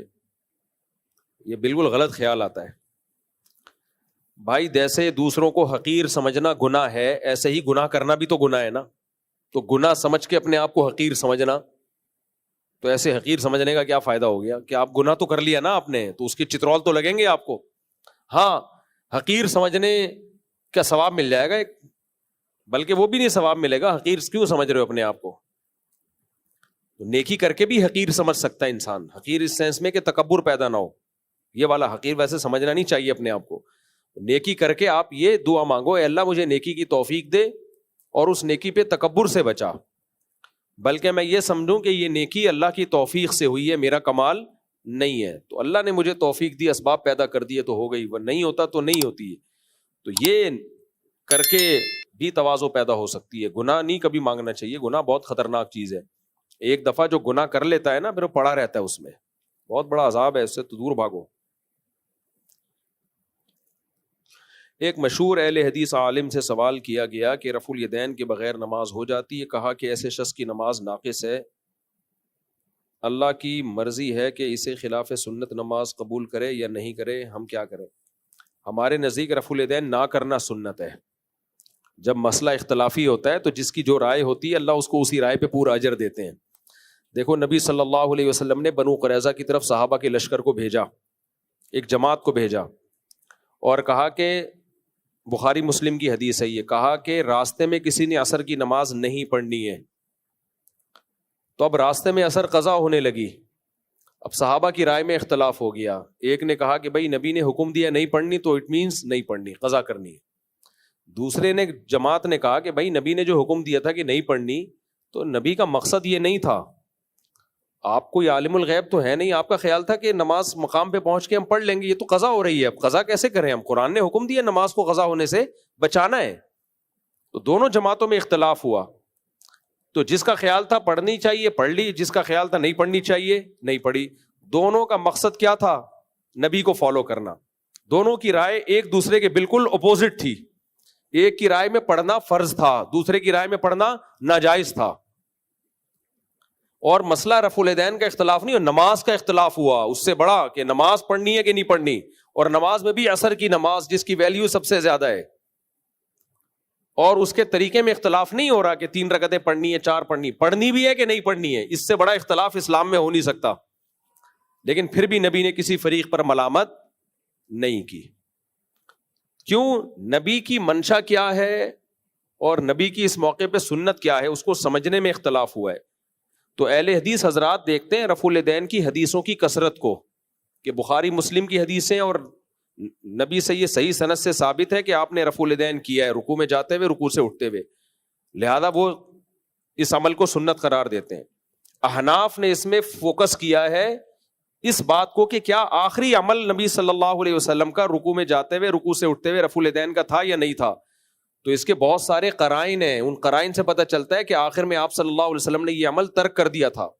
اس کا سب سے بڑا قرینہ کیا ہے؟ عبداللہ بن مسعود نے آپ کی آخری نمازیں دیکھی ہیں، ہمیشہ آپ کے ساتھ رہے ہیں. تو اپنے شاگردوں کو جو انہوں نے کوفہ میں حضرت علی اور عبداللہ بن مسعود نے نماز سکھائی ہے، کیونکہ کوفہ میں حضرت علی اور عبداللہ بن مسعود گئے ہیں ہجرت کر کے، اور اہل کوفہ کا رفع الیدین ترک کرنے پر جیسا اجماع ہوا ہے، کسی مسئلے پر ایسا اجماع نہیں ہوا، کوئی بھی رفع الیدین نہیں کرتا تھا، یعنی ایسا اجماع ہوا ان کا. تو یہ اجماع کہاں سے آیا ان کا؟ کوفہ تو علم کا مرکز تھا. ہمارے پاس بخاری پہنچی ہے کوفہ سے، یعنی قرات سب سے زیادہ کوفہ کی مشہور ہوئی ہے، قرآن کی قرات مدینہ کی مشہور نہیں ہوئی ہے، کوفی قاری سب سے زیادہ مشہور ہوئے ہیں. کیونکہ حضرت علی نے جب کوفہ کو علم یعنی ہجرت کی نا، دارالخلافہ بنایا، تو علم کہاں ٹرانسفر ہوا ہے؟ پھر کوفہ میں ٹرانسفر ہوا ہے. تو کوفہ کی بہت بڑی ویلیو ہے عالم اسلام میں. تو کیونکہ حضرت علی علم کا خزانہ تھے، علم کا سمندر تھے، سارے اصحاب کا علم آپ کے سینے میں تھا. کیونکہ آپ کی عمر کم تھی نا، تو آپ نے خلفائے راشدین کا علم بھی آیا آپ کے پاس، اور نبی کی صحبت میں بھی وقت گزارا آپ نے، اور دوسرے عبداللہ بن مسعود. تو ان دونوں کا ٹھکانہ کوفہ تھا. تو قرآن تو دنیا میں سب سے زیادہ مشہور ہوا، جو قراتیں مختلف ہیں ان میں سب سے زیادہ جو قرآن مشہور ہوا وہ کہاں کا مشہور ہوا؟ کوفہ کا، مکہ مدینہ کا نہیں. چلا وہ مکہ مدینہ سے ہی تھا، لیکن حضرت علی اور عبداللہ بن مسعود کے کوفہ جانے سے پھر جو دنیا میں عالم اسلام میں جو پھیلا ہے، وہ تو کوفہ کی قرات زیادہ پھیلی ہے بجائے مکہ مدینہ کی قرات کے. علم حدیث ہے قرآن کے بعد. امام بخاری کہتے ہیں میں علم حدیث حاصل کرنے کے لیے مدینہ حجاز اتنی دفعہ، حجاز مکہ مدینہ میں حجاز میں آتا ہے، تو اتنی دفعہ گیا، دمشق اتنی دفعہ گیا، مصر اتنی دفعہ گیا. کوفہ فرماتے ہیں لا احصی، شمار نہیں کر سکتا. تبھی حدیثوں کے راویوں میں سب سے زیادہ راوی کوفہ کے ملیں گے آپ کو. بخاری مسلم کے راوی آپ اٹھا کے دیکھیں، سب سے زیادہ راوی کہاں کے ملیں گے آپ کو؟ کوفہ کے. مجھے یاد ہے دور حدیث کے دوران ایک حدیث آئی صحیح مسلم کی، اس کے سارے راوی حجاز کے تھے، مکہ مدینہ کے تھے. امام نووی نے لکھا یہ عجیب بات ہے اس حدیث کے سارے راوی حجاز کے ہیں. ایسا تو بہت ہوتا ہے کہ سارے کوفہ کے ہوں، ایسا بہت کم ہوتا ہے کہ سارے مکہ مدینہ کے ہوں. تو کوفہ علم کا ایک مرکز تھا. تو قرآن میں کوفہ کو فالو کیا گیا، حدیث میں کوفہ کو فالو کیا گیا. تو فقہ میں فالو کرتے ہوئے کیا تکلیف ہو رہی ہے بھائی؟ فقہ کی جب بات آتی ہے تو کہتے ہیں ہم کوفہ کا دین نہیں مانتے، ہم مکہ مدینہ کا مانتے ہیں. تو بھائی کوفہ کا دین جو تھا وہ مکہ مدینہ ہی سے آیا تھا. تو حضرت علی اور ابن مسعود سے ٹرانسفر کہاں ہوا تھا؟ وہ کوفہ میں، اسلامی خلافت کا مرکز تھا. تو اہل کوفہ میں کوئی بھی رفع الیدین سے نماز نہیں پڑھتا تھا. مجتمع اہل الکوفۃ علی ترک رفع الیدین، کیا الفاظ ہیں عربی کی پوری عبارت ہے، مجتمع اہل الکوفۃ علی شیء کما اجتمعوا علی ترک رفع الیدین او کما قال، کہ جیسے اہل کوفہ رفع الیدین نہ کرنے پر جمع ہوئے ہیں نا، کہ صرف تکبیر تحریمہ کے وقت رفع الیدین ہوگا، تو اہل کوفہ کسی اور مسئلے پر ایسے جمع نہیں ہوئے. تو بہت بڑے بڑے محدثین تھے کوفہ میں، فقیہ تھے، جن کا نام امام بخاری بڑے احترام سے لیتے ہیں، جن میں ابراہیم نخعی رحمہ اللہ تعالی، وہ بھی رفع الیدین نہیں کرتے تھے. تو اب کیا ہے، اگر رفع الیدین کرنے کی حدیث کو لیا جائے نا کہ بھائی نبی نے کیا ہے، تو نبی نے 2 سردوں کے درمیان بھی کیا رفع الیدین. سنن نسائی کی بالکل صحیح حدیث ہے، علامہ ناصر الالبانی نے اس حدیث کو صحیح قرار دیا ہے، اور اصول کی روشنی میں بھی اس حدیث کو ضعیف قرار دینا بنتا نہیں ہے. اہل حدیث، بعض اہل حدیث شدت کرتے ہیں، بلا وجہ اس کو ضعیف قرار دینے کی کوشش کرتے ہیں. بھائی 2 سدوں کے درمیان بھی کیا ہے. اور میں نے بعض علماء سے یہ سنا ہے کہ علامہ البانی بھی اس کے قائل تھے کہ 2 سدوں کے درمیان رفع الیدین کیا جائے، کیونکہ نبی سے اس کی ممانعت ثابت نہیں ہے. تو اہل حدیث ہم سے اکثر یہ سوال پوچھتے ہیں کہ نبی نے کہاں منع کیا کہ تکبیر تحریمہ کے علاوہ نہ کیا جائے؟ تو ہم کہتے ہیں نبی نے یہ کہاں منع کیا کہ 2 سدوں کے درمیان نہ کیا جائے؟ حالانکہ نبی نے 2 سدوں کے درمیان رفع الیدین کیا ہے، لیکن آپ کیوں نہیں کرتے؟ بھائی ترک کیا ہے اس کو. تو ہم کہتے ہیں جیسے 2 سردوں کے درمیان ترک کرنا ثابت ہے، ایسے ہی رکوع میں جاتے ہوئے، رکوع سے اٹھتے ہوئے بھی ترک کرنا ثابت ہے. اور ثابت ہونے کی دلیل کیا ہے؟ اہل کوفہ کا عمل اور اہل مدینہ کا عمل. کیونکہ مدینہ والے انہوں نے نبی کی آخری نمازوں کو دیکھا ہے. اسی وجہ سے امام مالک کی جو مشہور فقہ کی کتاب ہے المدونۃ الکبریٰ، اس میں امام مالک سے یہی روایت ہے کہ وہ رفع الیدین کی حدیث ذکر کرتے ہیں، مگر رفع الیدین کا قول ان کے شاگرد نقل نہیں کرتے. ان پر جب اعتراض ہوا تو ان کے شاگرد قاسم ہے، وہ کہتے ہیں کہ امام مالک نے اس لیے رفع الیدین کا قول نہیں لیا کہ وہ کہتے ہیں میں نے اہل مدینہ میں کسی کو رفع الیدین کرتے ہوئے نہیں دیکھا. اس سے پتہ چلتا ہے کہ نبی صلی اللہ علیہ وسلم نے یہ عمل آخری وقت میں چھوڑ دیا تھا. اور عبداللہ بن مسعود کی ترمذی کی بالکل صحیح حدیث ہے، اس میں بھی یہ الا اصلی بکم صلاۃ رسول اللہ، اس میں ابن مسعود کہتے ہیں میں تمہیں وہ نماز پڑھ کے دکھاؤں جو نبی نے پڑھی ہے. تو ابن مسعود نے صرف تکبیر تحریمہ کے وقت رفع الیدین کیا، اس کے علاوہ نہیں کیا. اور سفیان ثوری کتنے بڑے محدث ہیں، ان کا بھی یہی رائے ہے کہ وہ صرف تکبیر تحریمہ کے وقت رفع الیدین کرتے تھے. وکیع ابن جراح یہ جرح و تعدیل کے امام ہیں. ایک ہوتا ہے راوی کا محدث کا ثقہ ہونا, ایک ہوتا ہے امام ہونا. امام کا مطلب کیا, وہ بتاتے ہیں کہ یہ راوی ضعیف ہے, یہ کمزور ہے. تو وکیع ابن جراح کتنے بڑے امام ہیں, محدث ہیں. کان یفتی بقول ابی حنیفہ, وہ بھی فقہ میں کس کو فالو کرتے تھے, امام ابو حنیفہ کو, اتنے بڑے محدث ہو کے بھی. تو یہ کمزور رائے نہیں ہے رفع الیدین ترک کر دینے والی. تو اس لیے اہل حدیث کا اس میں شدت اختیار کرنا اور یہ کہنا جو رفع الیدین نہیں کرتے ان کی نماز نہیں ہوتی. بھائی آپ کی رائے ہے تو آپ ٹھیک ہے اس پہ عمل کریں, ہماری رائے ہمیں اس پہ اطمینان ہے, کیونکہ نبی کے رفع الیدین کی حدیثیں ایک جیسی نہیں ہیں. بخاری ہی میں ایسی حدیثیں جس سے پتہ چلتا ہے رکوع میں جاتے ہوئے کیا, رکوع سے اٹھتے ہوئے نہیں کیا, خود بخاری میں موجود ہیں. تو آپ اس کی یہ تعویل کرتے ہو کہ بھائی کیا تھا صحابی نے بیان نہیں کیا. ہم کہتے ہیں تو آپ کی تعویل ہے نا, کہتے ہیں نہیں کیا تھا تبھی بیان نہیں کیا, کیونکہ اگر یا پھر رکوع میں جاتے ہوئے بھی ذکر نہیں کرتے نا وہ صحابی, جہاں جہاں کیا وہاں بیان کیا, جہاں نہیں کیا وہاں صحابی نے بیان نہیں کیا. تو بیان نہ کرنا اس کی علامت ہے, یا نہیں کیا رفع الیدین تو چھوڑا ہے آپ صلی اللہ علیہ وسلم نے. تو اگر رفع الیدین کی ساری حدیثیں لینی ہے تو پھر دو سردوں کے درمیان بھی کرو, اور اگر بعض لینی ہے بعض نہیں لینی تو پھر ہم پہ کیا اعتراض ہے. ہم کہتے ہیں صرف تکبیر تحریمہ والی ہے, باقی والی نہیں ہے. اور اس کی دلیل عبداللہ بن مسعود کی رائے, اس پہ میں انشاءاللہ خاندانی کے لیے ریکارڈ کرواؤں گا. میں نہیں چاہتا لوگ فروعی مسائل میں پڑھیں, غزہ میں دیکھو حالات کیا چل رہے ہیں, محمد کہاں جا رہی ہے, لیکن ہمیں دھکیلا جاتا ہے. تو میں اس پہ میرا وعدہ ہے, میں رفع الیدین پر ایک خاندانی طریقے سے پورا ریفرنسز کے ساتھ پراپر میں کلپ انشاءاللہ ریکارڈ کرواؤں گا. ابھی صرف یہ بتا رہا ہوں جو ہم رفع الیدین نہیں کرتے تو یہ نبی کی طریقے کی ہی وجہ سے نہیں کرتے, کہ ہماری رائے میں آپ صلی اللہ علیہ وسلم کا رفع الیدین کے معاملے میں عمل مختلف رہا ہے, سیم نہیں رہا. یا تو قلت سے کثرت کی طرف گیا, پہلے کم تھا بعد میں بڑھا ہے, اس کا کوئی بھی قائل نہیں ہے. تو یہی چیز متعین ہے, پہلے زیادہ تھا بعد میں کم ہوا ہے یہ. اور ایک آخری بات کہ امام ترمذی امام بخاری کے شاگرد ہیں, جب انہوں نے رفع الیدین کی حدیث ذکر کی ہے کرنے والی, تو اس میں نیچے کیا لکھا ہے, وَبِهِ يَقُولُ بَعْضُ أَهْلِ الْعِلْمِ مِنْ أَصْحَابِ النَّبِي, یہی صحابہ میں بعض اہل علم کا قول تھا. لیکن جب رفع الیدین نہ کرنے کی حدیث ذکر کی ہے تو لکھا ہے وَبِهِ يَقُولُ غَيْرُ وَاحِدٍ مِّنْ أَهْلِ الْعِلْمِ مِنْ أَصْحَابِ النَّبِي صلی اللہ علیہ وسلم. یہی اہل علم میں بہت سارے صحابہ کی رائے ہے. سمجھتے ہو کہ نہیں سمجھتے؟ اور دوسری بات یہ, امام ابو حنیفہ رحمہ اللہ کا مزاج یہ ہے, جو فقہ پڑھتے ہیں نا ڈیپ میں جا کے, ہر مجتہد کے اپنے اصول ہوتے ہیں. امام حنیفہ کا فقہ میں مزاج یہ ہے کہ وہ سب سے سپیریئر قرآن کو رکھتے ہیں, سب سے سپیریئر. پھر اس کے بعد حدیث کو لیتے ہیں, وہ حدیث کی ایسی تعویل کرتے ہیں جو قرآن کے موافق ہو جائے. اور اگر حدیثیں دونوں طرح کی ہوں تو پھر جو قرآن کے موافق ہوتی ہے اس کو لیتے ہیں, جو موافقت میں کمزور ہوتی ہے اس کو چھوڑ دیتے ہیں. قرآن میں آتا ہے قوموا للہ قانتین, اللہ کے سامنے خشوع و خضوع سے کھڑے ہو جاؤ. اب کثرت سے حرکت یہ خشوع و خضوع کے منافی ہے, بار بار حرکت کرنا اس سے خشوع و خضوع نہیں رہتا. تو امام حنیفہ نے دیکھا رفع الیدین کرنے کی حدیث بھی ہے اور عبداللہ بن مسعود کی نہ کرنے کی بھی ہے. تو انہوں نے کہا کہ بات جو بار بار حرکت کرنا رکوع میں جاتے ہوئے رکوع سے اٹھتے ہوئے تو ٹھیک ہے, نبی سے یہ ثابت ہے, لیکن یہ بھی تو ثابت ہے کہ نہیں بھی کیا آپ نے. تو وہ حدیث جو خشوع کے زیادہ منافی ہے اس کو لے لیا جائے. تبھی میں نے دیکھا جو رفع الیدین کرتے ہیں ٹھیک ہے, سنت سمجھ کے کرتے ہیں, ہمیں ان پہ کوئی اعتراض نہیں ہے, اختلافی مسئلہ ہے, لیکن آپ ان کا عمل بھی دیکھیں. آپ وہ پراپر وے میں نہیں کرتے رفع الیدین. شروع میں جب نیا نیا جوش آتا ہے نا تو بڑا طریقے سے رکوع میں جاتے ہیں, پھر آہستہ آہستہ کیا ہوتا ہے یوں کر رہے ہوتے ہیں. بس اس سے پتہ چلتا ہے خود بھی تھک جاتے ہیں, یہ اس عمل سے خود بھی تھک جاتے ہیں. تو اس میں امام حنیفہ کی جو رائے ہے نا کہ اسکنوا فی الصلاۃ, حدیث میں آتا ہے نماز میں سکون پیدا کرو, سکون پیدا کرو نماز میں, تو وہ رفع الیدین نہ کرنے میں سکون زیادہ ہے. اور اس کی صحیح مسلم کی حدیث سے بھی تائید ہوتی ہے. آپ صلی اللہ علیہ وسلم نے صحابہ کو رفع الیدین کرتے ہوئے دیکھا تو آپ نے فرمایا مالی اراکم رافعی ایدیکم کانھا اذناب خیل شمس اسکنوا فی الصلاۃ, میں تمہیں دیکھتا ہوں کہ تم سرکش گھوڑوں کی طرح بار بار اپنے ہاتھوں کو, جیسے گھوڑے دم ہلاتے ہیں, بار بار اپنے ہاتھوں کو ہلا رہے ہو, نماز کے اندر سکون پیدا کرو.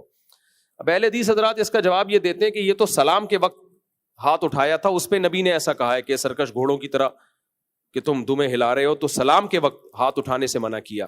اس کے دو جواب ہیں, ایک جواب تو میں کلپ ریکارڈ کرواؤں گا اس وقت دوں گا کیونکہ ابھی دیا تو لمبی بحث شروع ہو جائے گی. دوسرا جواب یہ کہ ہم مان لیتے ہیں کہ یہ سلام کے وقت تھا, یہ سلام کے وقت صحابہ ہاتھ اٹھا رہے تھے تو اس پہ نبی نے منع کیا. تو صحابہ خود سے ہاتھ اٹھا رہے تھے، یہ پہلے نبی کو کبھی دیکھا ہوگا، انہوں نے دیکھا تھا صحابہ خود سے نماز میں کوئی ایسی حرکت صحابی نہیں کریں گے جس کا نبی سے ثبوت نہ ہو. اس سے معلوم ہوتا ہے سلام کے وقت بھی رفع الیدین تھا، جو پھر نبی صلی اللہ علیہ وسلم نے چھوڑ دیا اور صحابہ کو کہا کہ یہ کام مت کرو، نماز میں سکون پیدا کرو. اس سے یہ تو پتہ چل گیا ہے کہ رفع الیدین کرنا سکون صلات کے بہرحال منافی ہے. اس پہ ہمارے ہاں بعض اہل حدیث اشکال کرتے ہیں کہ یہ کیسے ہو سکتا ہے نبی نے ایک عمل کیا ہو اور صحابہ نے نبی کو دیکھ کے سلام کے وقت رفع الیدین کیا ہو اور پھر نبی صلی اللہ علیہ وسلم اس پہ اتنی سخت تنبیہ فرمائیں کہ سرکش گھوڑوں کی دموں سے اس کو تعبیر کریں. بھئی سرکش گھوڑوں کی دم کی طرح تم بار بار ہاتھ ہلا رہے ہو تو یہ کام مت کرو، نماز میں سکون پیدا کرو. تو یہ کیسے ممکن ہے کہ نبی اپنے ہی عمل کو اتنی سخت تعبیر کریں؟ بھئی ایسے ممکن ہے کہ نبی نے جب وہ عمل چھوڑ دیا نا تو وہ منسوخ ہو گیا، پھر اس پہ یہ شدت بنتی ہے. اس کی مثال ہے جیسے صحیح مسلم میں آتا ہے آپ نے صحابہ کو حکم دیا کتوں کو مارنے کا مدینہ میں. آج لوگ مدینہ کے کتے بنے ہوئے ہیں، حالانکہ حدیث میں آتا ہے مدینہ کے کتوں کو آپ نے مارنے کا حکم دیا. تو اب کیا تھا، وہ ایک وقت کے لیے تھا. صحابہ نے اجنبیوں کے کتے بھی مارنا شروع کر دیے جو مدینہ کے نہیں تھے، باہر سے آتے تھے. تو کتوں کی نسل تھوڑی ختم کرنی تھی، کتے تعداد میں زیادہ ہو جاتے ہیں تو ان کو مارنا پڑتا ہے. تو پھر آپ نے کیا فرمایا، مالکم وللکلاب، تمہیں کیا ہو گیا تم کتوں کے پیچھے پڑ گئے ہو؟ یہ اللہ کی مخلوق ہے، ان کو زندہ رہنے دو. یعنی ایک تعداد تھی. تو جو حکم ختم ہو جاتا ہے نا اس میں مالی یا مالکم جیسے الفاظ سے تعبیر کیا جاتا ہے کہ تمہیں کیا ہو گیا. یہاں بھی وہی الفاظ ہے، تمہیں کیا ہو گیا کہ تم بار بار ہاتھوں کو نماز میں ہلا رہے ہو. تو اس سے معلوم ہوتا ہے کہ نبی پہلے سلام کے وقت بھی رفع الیدین کیا کرتے تھے جو آپ صلی اللہ علیہ وسلم نے ترک کر دیا. تو ابتدائی اسلام میں رفع الیدین بہت زیادہ ہوتا تھا. اس میں حکمت کیا تھی وہ اللہ جانے، اللہ کے رسول جانے، ہم حکمتوں میں نہیں پڑھتے. تو شروع میں 2 سجدوں کے درمیان میں بھی ہوتا تھا، رکوع میں جاتے ہوئے بھی، رکوع سے اٹھتے ہوئے بھی، تیسری رکعت کے لیے اٹھتے ہوئے بھی. لیکن حدیثوں سے پتہ چلتا ہے کہ 2 سجدوں کے درمیان بھی آپ نے ترک کیا. حدیث سے بھی پتہ چلتا ہے رکوع سے اٹھتے ہوئے ترک کیا. حدیث سے بھی پتہ چلتا ہے کہ تیسری رکعت کے سے اٹھتے ہوئے ترک کیا. تبھی بعض ائمہ اس کے قائل ہیں، ان کے قوال ہیں کہ تیسری رکعت سے اٹھتے ہوئے آپ رفع الیدین نہیں کریں گے. اس میں بہت مختلف آراء ہیں. تو کسی نے دیکھا جہاں جہاں ثابت ہے وہاں وہاں کر لو. اہل حدیث نے یہ دیکھا، ٹھیک ہے بھائی آپ کی یہ سوچ ہے، ہمیں اس پہ کوئی اعتراض نہیں. امام حنیفہ کا اپنا ایک سوچنے کا اسٹائل ہے، ان کا اپنا ایک غور کرنے کا انداز ہے. انہوں نے دیکھا نبی کے آخری سے آخری عمل کو لیا جائے، تو پھر ان کی رائے یہ بنی اہل مدینہ اور اہل کوفہ کے عمل کو دیکھ کر اور عبداللہ بن مسعود کے قول کو لے کر. عبداللہ بن مسعود تو بہت بڑے فقیہ تھے، اور عبداللہ بن مسعود نے صرف یہ نہیں کیا کہ ایسے نماز پڑھ کے دکھائی، اپنے سارے شاگردوں کو یہ والی نماز سکھائی ہے انہوں نے. تبھی عبداللہ بن مسعود کے جتنے شاگرد ہیں کوئی بھی رفع الیدین نہیں کرتا تھا، جن میں بخاری اور مسلم کے راویوں میں علقمہ اور اسود بھی ہیں. یہ تو بخاری مسلم کے بہت بڑے راویوں میں سے ہیں. تو آپ بخاری کی رٹ لگاتے ہو. بخاری نے جہاں سے حدیثیں لی ہیں ان کو اگر آپ کہو کہ یہ خلاف سنت نمازیں پڑھتے تھے تو بخاری تو گئی نا. مجھے ایک آدمی کتاب دے کے جاتا ہے، مجھے اس پہ اعتماد نہیں ہے کہ یہ کتاب دینے والا ٹھیک ہے یا غلط ہے، اور میں کتاب کے فضائل سنا رہا ہوں. جس نے کتاب دی ہے وہ چور نکلا، اس کو میں چور کہہ رہا ہوں، تو کتاب تو گئی نا. تو بخاری جن راویوں سے آئی ہے، جن راویوں کی حدیثیں امام بخاری نے لی ہیں، ان میں بہت سارے راوی تو حنفی تھے، وہ رفع الیدین نہیں کرتے تھے، جبکہ وہ خود جو ہے وہ امام بخاری کے مشائخ میں ان کا شمار ہوتا ہے. تو آپ یہ عجیب بات ہے، امام بخاری کو تو لے رہے ہو، اور بخاری کے علقمہ اور اسود اور عبداللہ بن مسعود، یہ تو عبداللہ بن مسعود تو صحابی ہیں، اور علقمہ اور اسود تو عبداللہ بن مسعود کے اجل شاگردوں میں سے ہیں، اور ابراہیم نخعی ان کے شاگردوں میں سے ہیں، بہت بڑے تابعی ہیں جن کا عبداللہ بن مسعود بڑے احترام سے نام لیتے ہیں. یہ سارے رفع الیدین نہیں کرتے تھے. اور پھر امام حنیفہ، پھر ان کے 2 شاگرد امام ابو یوسف امام محمد، انہوں نے تو بہت سارے مسائل میں اپنے استاد سے اختلاف کیا ہے، امام حنیفہ سے، لیکن رفع الیدین نہ کرنے میں انہوں نے اختلاف نہیں کیا. تو پوری امت گھاس نہیں کھا رہی تھی میرے بھائی، ایسا نہیں ہے. اور پھر دنیا میں سب سے زیادہ فقہ حنفی پھیلا ہے، 50% سے زیادہ امت نے کس کو فالو کیا ہے؟ اہل سنت، سنیوں کی بات کر رہا ہوں. تو یہ رائے بھی بہت مضبوط رائے ہے. تو اس لیے جو اس رائے پر عمل کرتا ہے ہمیں کوئی اعتراض نہیں ہے، لیکن ہمیں یہ کہنا کہ ہمارے پاس کوئی دلیل نہیں ہے اور ہم سنت کے خلاف نماز پڑھتے ہیں، نہ ہماری رائے یہی ہے کہ تکبیر تحریمہ کے علاوہ نہ کرنا سنت ہے. تو اس لیے ہم اس کو سنت والی نماز سمجھتے ہیں. تو باقی اختلاف ہے، جیسے صحابی کا اختلاف ہو گیا نماز پڑھنی ہے کہ نہیں پڑھنی، نبی نے دونوں کو صحیح کہا. تو آخرت میں انشاءاللہ دونوں کی بخشش ہوگی اگر دونوں کی نیت اتباع سنت کی ہے. ہاں اس کی بخشش نہیں ہوگی جو یہ کہتا ہے کہ میں جنتی اور یہ جہنمی، اس کی وجہ سے ان صحابی میں جنہوں نے نماز پڑھ لی ان کی بھی بخشش جنہوں نے نہیں پڑھی ان کی بھی بخشش. لیکن اگر وہ پھڈا کرتے ہیں نا وہاں پہ کہ تو حدیث کے خلاف چل رہا ہے اور تم غلط ہو, تم جہنمی ہو, تم اندھے مقلد ہو, تم اپنی رائے پہ چلتے ہو, حدیث کو نہیں, تو پھر جو یہ جھگڑا کرتا اس کی بخشش کا امکان کم تھا. تو میرے بھائی ایک مشہور, اچھا اہل حدیثوں کا رفع الیدین میں اتنا اختلاف ہے, ہر اہل حدیث کی رائے, ان کا صرف اس پر اتفاق ہے کہ رکوع میں جاتے ہوئے کرنا ہے, رکوع سے اٹھتے ہوئے کرنا ہے, باقی اس رفع الیدین کی حیثیت کیا ہے اس میں بہت اختلاف ہے. کسی نے کہا یہ مستحب ہے, کسی نے کہا سنت مؤکدہ ہے, کسی نے کہا یہ شرط ہے, اگر نہیں کرو گے ہوگی نہیں نماز. تو ٹھیک ٹھاک ان کا رفع الیدین, جبکہ چاروں اماموں کا اس میں امام شافعی اور امام احمد بن حنبل رفع الیدین کے قائل ہیں, صرف سنت قرار دیتے ہیں, نہ کرنے والے پر کوئی ملامت نہیں کرتے, وہ کوئی ملامت نہیں کرتے. اور امام مالک سے دونوں قول ملتے ہیں, کرنے کے بھی اور نہ کرنے کے بھی, لیکن ان کی جو سب سے مشہور مستند کتاب ہے جو المدونۃ الکبریٰ, اس میں نہ کرنے کا قول لیا گیا ہے. اور مالکیہ کا جو میں نے جو مالکیوں سے پوچھا ہے, کیونکہ میرے تو اب سفر ہوتے ہیں نا ایسے ملکوں میں جہاں فقہ مالکی رائج ہے, تو وہاں کے علماء بتاتے ہیں کہ جو متاخرین ہیں وہ رفع الیدین کرتے ہیں, جو فقہ مالکیہ میں جو متقدمین تھے وہ ترک رفع الیدین کے قائل تھے. تو اور امام حنیفہ کا تو رائے یہی ہے کہ نہ کیا جائے. تو باقی جن کی رائے یہ بھی ہے کہ کیا جائے, وہ بھی زیادہ زیادہ مستحب کہتے ہیں, اس کو سنت کہتے ہیں, سنت غیر موقدہ, موقدہ بھی نہیں کہتے وہ. یہ ہمارے ہاں اہل حدیث میں شدت ہے کہ وہ سنت بھی اور بلکہ فرض بھی, اور جو نہیں پڑھتا اس کی نماز ہی نہیں ہوتی. ایک اہل حدیث ہے میرے پیچھے نماز ہی نہیں پڑھتے یہاں پہ, کہتے ہیں یہ رفع الیدین نہیں کرتے, ان کی نماز ہی نہیں ہوتی. تو ان کا یہ بھی نہیں فیصلہ ہو پا رہا, تبھی ہم اہل حدیث سے کہتے ہیں آپ ایک فقہ مرتب کرو میرے بھائی, آپ ایک مرتب کرو اتفاق رائے سے, اور تاکہ ہمیں پتہ چلے اہل حدیث کا یہ فقہ ہے, یہ رائے ہے ان کی. تو مرتب نہیں کرتے. وہ ایک جواب دیتے ہیں کہ ہم تو قرآن و حدیث کو فالو کرتے ہیں, ہمیں مرتب کرنے کی ضرورت نہیں ہے. تو پھر قرآن کو بھی مرتب نہیں کرنا چاہیے تھا, حضرت عثمان نے غلط کیا, کیا خیال ہے؟ ویسے ہی سادہ طریقے سے چلتے رہنے دیتے. نبی کے دور میں تو اس مصحف عثمانی کی ترتیب پہ قرآن نہیں تھا, لیکن حضرت عثمان نے کیوں مرتب کیا؟ تاکہ امت قرآن پہ جمع ہو جائے, دائیں بائیں جانے کی اجازت نہ ہو, جو سورت جس ترتیب سے میں نے لکھی ہے اسی ترتیب سے ہوگی, تاکہ امت بچے نا اختلاف سے. اور تابعین کے دور میں تو حدیث مرتب نہیں تھی, سینہ بسینہ چل رہی تھی, لیکن محدثین نے ریٹرن میں لا کے مرتب کر دی, بھائی اب اس سے دائیں بائیں جانے کی آپ کو اجازت نہیں ہے. ورنہ حدیثوں کی کتابیں آتی رہیں گی, ہر آدمی اپنی سندیں مارکیٹ میں لاتا رہے گا, کون فیصلہ کرے گا یہ ٹھیک ہے کون کیا غلط ہے؟ بس ایک چیز مدون کر دی, اب اس سے باہر جانے کی آپ کو اجازت نہیں ہے. تو ایسے ہی اسلامی قانون کو بھی مرتب کر دیا فقہا نے, اور بول دیا بھائی اب اس سے باہر جانے کی آپ کو اجازت نہیں ہے. اہل حدیث نے مرتب نہیں کیا. اب جب ہم کہیں فقہ مرتب کرو تو کہتے ہیں صحابہ کے دور میں مرتب تھا, تو بھائی پھر حدیث کو بھی چھوڑ دو. یہ آپ بولو صحابہ کے دور میں مرتب تھی, قرآن کیا حضرت ابو بکر عمر کے دور میں مرتب تھا؟ تو ایسے تو پھر قرآن بھی نہیں ہونا چاہیے, حدیث بھی اس طرح نہیں ہونی چاہیے. تو جب قرآن کو مرتب کیا گیا, امت کا اتفاق ہوا, ریٹن فارم میں لایا گیا, حدیث کو لایا گیا تاکہ امت دائیں بائیں نہ جائے, ایسے ہی فقہ کو بھی لایا جائے گا اور پابندی لگائی جائے گی, بھائی اس کو فالو کرنا ہے. ورنہ کیا ہوگا, ہر آدمی قرآن و حدیث کے نام پہ منجن بیچے گا. تبھی ایک شیعہ عالم کا بیان ہے کہ پاکستان میں سب سے بڑا فرقہ دیوبندی ہے, لیکن اس کے اندر سب سے کم فرقے ہیں, اور سب سے چھوٹا فرقہ اہل حدیث ہے, لیکن اس کے اندر سب سے زیادہ فرقے ہیں. سمجھ میں آ رہی ہے بات کہ نہیں آ رہی؟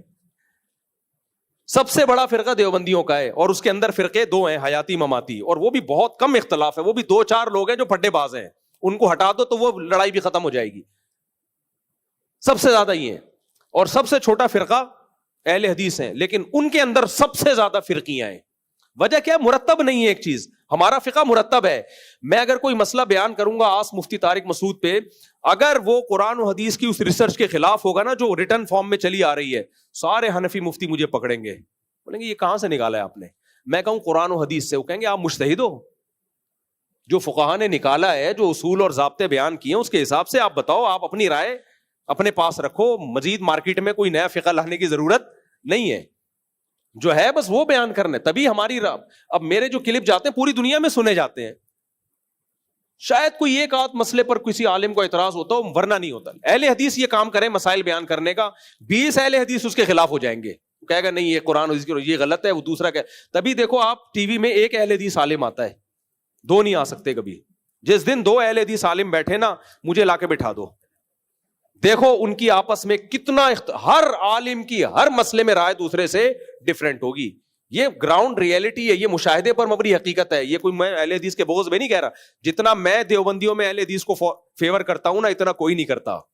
میں تو ان کو اہل سنت والجماعت میں داخل کرتا ہوں, میں تو ان کو جنتی کہتا ہوں, اور نام لے لے کے بھی بعض اہل حدیث علماء کی تعریفیں کرتا ہوں, جتنا براڈ مائنڈیڈ میں ہوں. لیکن یہ گراؤنڈ ریئلٹی ہے کہ جو چیز ریٹن فارم میں نہیں ہوتی, مرتب نہیں ہوتی, ہر آدمی مجتہد ہوتا ہے اس میں. اب یہ انجینئر علی مرزا بھی تو اہل حدیث ہی ہے اصولی طور پر. یہ کہتا ہے میں قرآن و حدیث سے اجتہاد کروں گا. کر لیا اجتہاد, کیا بیڑا غرق کر دیا یار. تو اگر کوئی فقہ مرتب ہوتا, اب اہل حدیث کہتے ہیں ہم نے آپ کو اہل حدیث جماعت سے نکال دیا, بھائی نکالنے کا کرائٹیریا کیا ہے؟ وہ بھی تو یہی کہہ رہے ہیں میں قرآن و حدیث سے بات کرتا ہوں, آپ بھی یہی کہہ رہے ہیں میں قرآن و حدیث سے بات کرتا ہوں. اب یہ کیا بات ہے, اس کی بات کو آپ کہیں کہ نہیں کر رہا اور آپ کی بات کو وہ کہے کہ نہیں کر رہا, تو فیصلہ کیسے کرو گے؟ ہمارے پاس ایک ریٹن میں چاروں اماموں کے پاس جو ماننے والے ان کے پاس ریٹن میں فقہ مرتب ہے. شوافی کے پاس بھی ہے, حنفیوں کے پاس بھی ہے, حنبلی کے پاس بھی ہے, مالکیہ کے پاس بھی ہے. اس سے ہم ہٹنے کی اجازت نہیں دیتے کہ بھئی آپ کی جو قرآن و سنت کی رائے ہے نا, آپ نے اپنی نئی رائے نہیں لانی ہے. یہ سب قرآن و سنت ہی سے لکھے گئے ہیں, تورات انجیل سے نہیں لکھے گئے. اب اسی کے اندر رہنا ہے آپ نے. اہل حدیث کے پاس کوئی ریٹن میں کوئی مرتب فقہ ہے ہی نہیں. اس کا نتیجہ یہ نکلا ہے کہ یہاں اپنی ریسرچ ہوگی, اس مسجد کے امام کی اپنی ریسرچ ہوگی, اس کے امام کی اپنی ریسرچ ہوگی, اس کی اپنی ریسرچ ہوگی, تو اجتماع میں بس سب شریک ہوتے ہیں. صحیح ہے نا, باقی سب کی. اور عجیب سے عجیب بات یہ کہ ان کے مدارس میں عالم کیسے بناتے ہیں, میں تو اس پہ حیران ہوتا ہوں. میں نے بہت اس پہ ریسرچ کی کہ اہل حدیث کے مدرسوں میں عالم بننے کے لیے کیا کون سا فقہ پڑھاتے ہیں یہ, تو پتہ چلا فقہ حنفی پڑھاتے ہیں.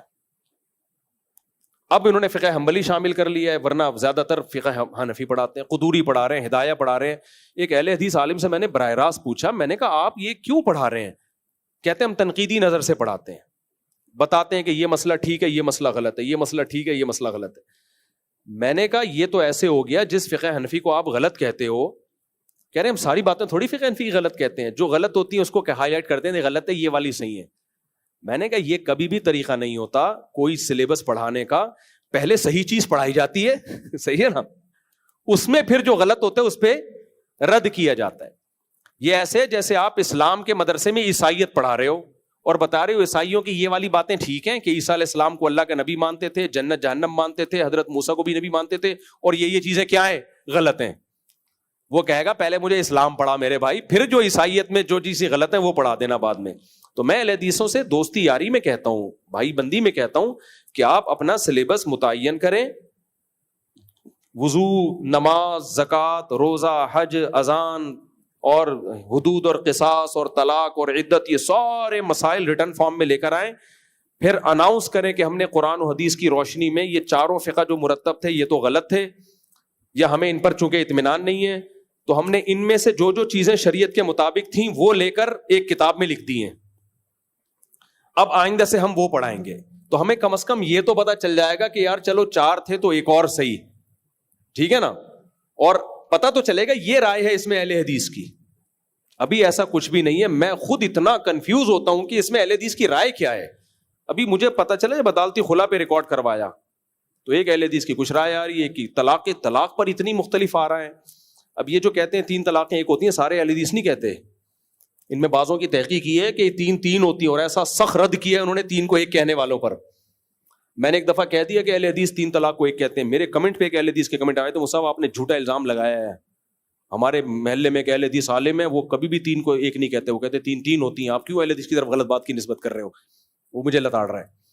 تو اب کیا ہوگا جب آپ 3 طلاقیں دیں گے تو اہل حدیث سے اگر آپ فتویٰ لینے جائیں گے تو پھر آپ وہ والا بندہ تلاش کرو گے جو 3 کو 1 کہتا ہے. صحیح ہے نا, وہ اسپیسیفک وہ بندہ تلاش کرو گے. اس میں بھی آپ مخلص نہیں ہوگے کہ سارے اہل حدیثوں سے میں رائے لوں کہ ان کی اصل رائے ہے کیا, تو وہ بہت زیادہ اختلاف آئے گا. حالت حیض میں طلاق دی, کچھ اہل حدیث کہتے ہیں ہو جائے گی, کچھ کہتے ہیں نہیں ہوگی. 3 طلاقوں, 1 طلاق دی 1 طہر میں, اس میں آپ نے رجوع کر لیا.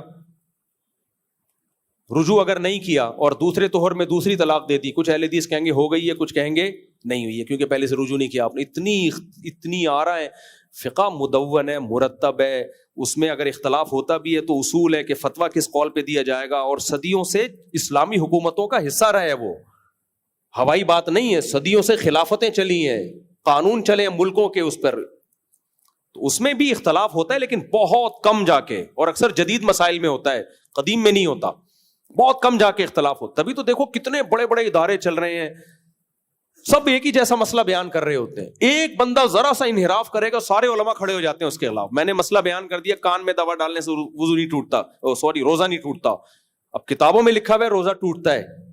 سب علماء نے کہا بھائی یہ کہاں سے لایا ہے, سب ایک دم اٹھ کھڑے ہوئے ہیں نا, بھائی کہاں سے لایا. میں کہتے قرآن حدیث کی تحقیق ہے میری. کہتے کیا تو ابھی نیا آیا ہے مارکیٹ میں, قرآن حدیث سے پہلے کوئی کسی نے تحقیق نہیں کی ہے کیا؟ جنہوں نے کی ہے ان کی تحقیق پیش کرو نا. تو پھر میں نے کتنی لمبی دلائل دی, بھائی ہمارے فقہاء نے کہا تھا کہ کان میں دوا ڈالنے سے روزہ ٹوٹتا ہے, ان کا خیال یہ تھا کہ کان کا کوئی راستہ حلق تک یا دماغ تک پہنچتا ہے. اب جدید تحقیق نے ثابت کر دیا کہ کان میں دوا ڈالنے سے نہ حلق میں پہنچتی ہے نہ دماغ میں پہنچتی ہے. تو فقہاء نے جس بنیاد پہ وہ مسئلہ بیان کیا تھا وہ بنیاد غلط ہونا ثابت ہو گئی. ایک دفعہ مجلس سے تحقیق ہو رہی تھی نا, تو یہی مسئلہ آیا علماء کی, تو ایک عالم نے کہا بھائی وہ قدیم فقہاء اتنے ذہین تھے کہ وہ کیسے غلط مسئلہ بیان کر سکتے ہیں کہ کان میں دوا ڈالنے سے, انہوں نے لکھا جب روزہ ٹوٹتا ہے, تو وہ بڑے عظیم فقہاء تھے, ان کا مسئلہ غلط نہیں ہو سکتا. تو ہمارے عالم نے جواب دیا بڑا زبردست کہ وہ فقہاء تو عظیم تھے, اس زمانے کے طبیب اتنے عظیم نہیں تھے جتنے آج کے. میڈیکل سائنس نے جو فقہ نے اس وقت ترقی کی تھی دین کے علوم نے, تو علماء میں ان کے ٹکر کا کوئی نہیں ہے, لیکن میڈیکل سائنس نے آج ترقی کی ہے. اس زمانے کے حکیم کہتے تھے کہ فقہا کو انہوں نے بتایا کہ بھئی کان کے میں دوا ڈالیں گے تو دماغ یا حلق تک پہنچے گی, تو ان علماء نے ان حکیموں کی سن کے مسئلہ بیان کر دیا. تو کہا کہ آپ آج کے علماء کو ان علماء سے کمپیئر تو کر رہے ہیں, لیکن آج کے ڈاکٹروں کو ان حکیموں سے کمپیئر نہیں کر رہے. تو میڈیکل سائنس نے دودھ کا دودھ پانی کا پانی کر دیا, انہوں نے بتا دیا بھائی کان میں دماغ تک یا حلق تک پہنچنے کا کوئی راستہ ہے ہی نہیں. کان میں جتنا بھی پریشر سے کوشش ڈالو نا حلق تک نہیں پہنچے گی, اللہ یہ کان کا پردہ ہی پھٹ جائے ایک الگ بات ہے. تو جب پہنچ ہی نہیں رہا تو روزہ کیسے ٹوٹے گا؟ تو میں نے جو مسئلہ ریکارڈ کروایا کتنا بڑا ایشو, لیکن اہل حدیث کچھ بھی کرواتے رہے کوئی ایشو نہیں بنتا. وجہ اس کی یہ کہ وہ کہتے ہیں یہ ان کی رائے ہے, یہ کوئی اہل حدیث کے ذمہ دار تھوڑی ہیں. دوسرا کہتا ہے یہ ان کی رائے ہے, تیسرا کہتے ہیں ان کی رائے ہے, چوتھا. تو اتنی اکائیاں ہیں, تو ہم کیسے لوگوں کو کہیں کہ اہل حدیث کو فالو کرو؟ آپ جب کہیں گے جب آپ ایک ریٹن میں ایک مرتب کر کے لاؤ اور ہم اس کو مانیں کہ واقعی یہ بھی چلو آپ نے قرآن و حدیث سے نکالا, اس پر سوال تو ہوگا کہ 1400 سال کے بعد کیوں نکال رہے ہو, اب تک کیا کرتے رہے ہو. لیکن چلو ہم دل بڑا کر کے مان لیں گے یار ایک ریٹرن میں ایک چیز لے آئے ہیں, اب ہم کہیں گے یہ اہل حدیث کی رائے ہے, یہ فقہ حنفی ہے, یہ فلانا ہے, یہ اہل حدیث کی رائے ہے, تو یہ ان کی ذاتی رائے ہے, اب دیکھ لو آپ کیا کرنا ہے, پورا فالو کرنا ہے نہیں کرنا, وہ ایک الگ بحث ہے. لیکن یہ تو جب ہوگا جب ہو تو نا, ابھی تک تب نہیں ہے, تو میں اپنا دماغ کیوں ضائع کروں کہ کرنا کیا ہے. تو یہ نہیں ہوتا, دین ایسے نہیں عمل کے ہوتا. جیسے قرآن مرتب ہوا ہے, حدیث مرتب ہوئی ہے, تو فقہ بھی مرتب ہوا ہے. اور یہ تبع تابعین کے دور میں امام محمد نے سب سے پہلے 6 کتابیں لکھیں, اور موطا امام مالک سے فقہ مالکیہ میں کتابیں لکھی گئیں, فقہ پر امام شافعی کی کتاب, یہ سب لکھی گئی ہیں. تو اسی لکھے ہوئے کو فالو کرنا ہے. اخپل طریقہ نہیں چلے گا اسلام میں, اس سے امت فساد میں جائے گی اور فرقے بڑھیں گے, اس سے کم نہیں ہوں گے. اچھا میرے بھائی مفتی صاحب, اگر کوئی شخص ہاتھوں کے عجیب آدمی ہے یار, ہاتھوں کا تذکرہ آتے ہی سمجھ جایا کرو نوجوان آدمی کیا پوچھ رہے ہیں, تو ایسے کلیئر کٹ سوال نہ پوچھا کرو. بیوی کے علاوہ کسی بھی طرح اپنی خواہش پوری کرنا حرام اور ناجائز. بس اللہ نے قرآن میں ایک بتا دیا طریقہ کہ جب خواہش پیدا ہو بیوی نہیں ہے تو شادی کرو بس, اور کوئی راستہ نہیں ہے.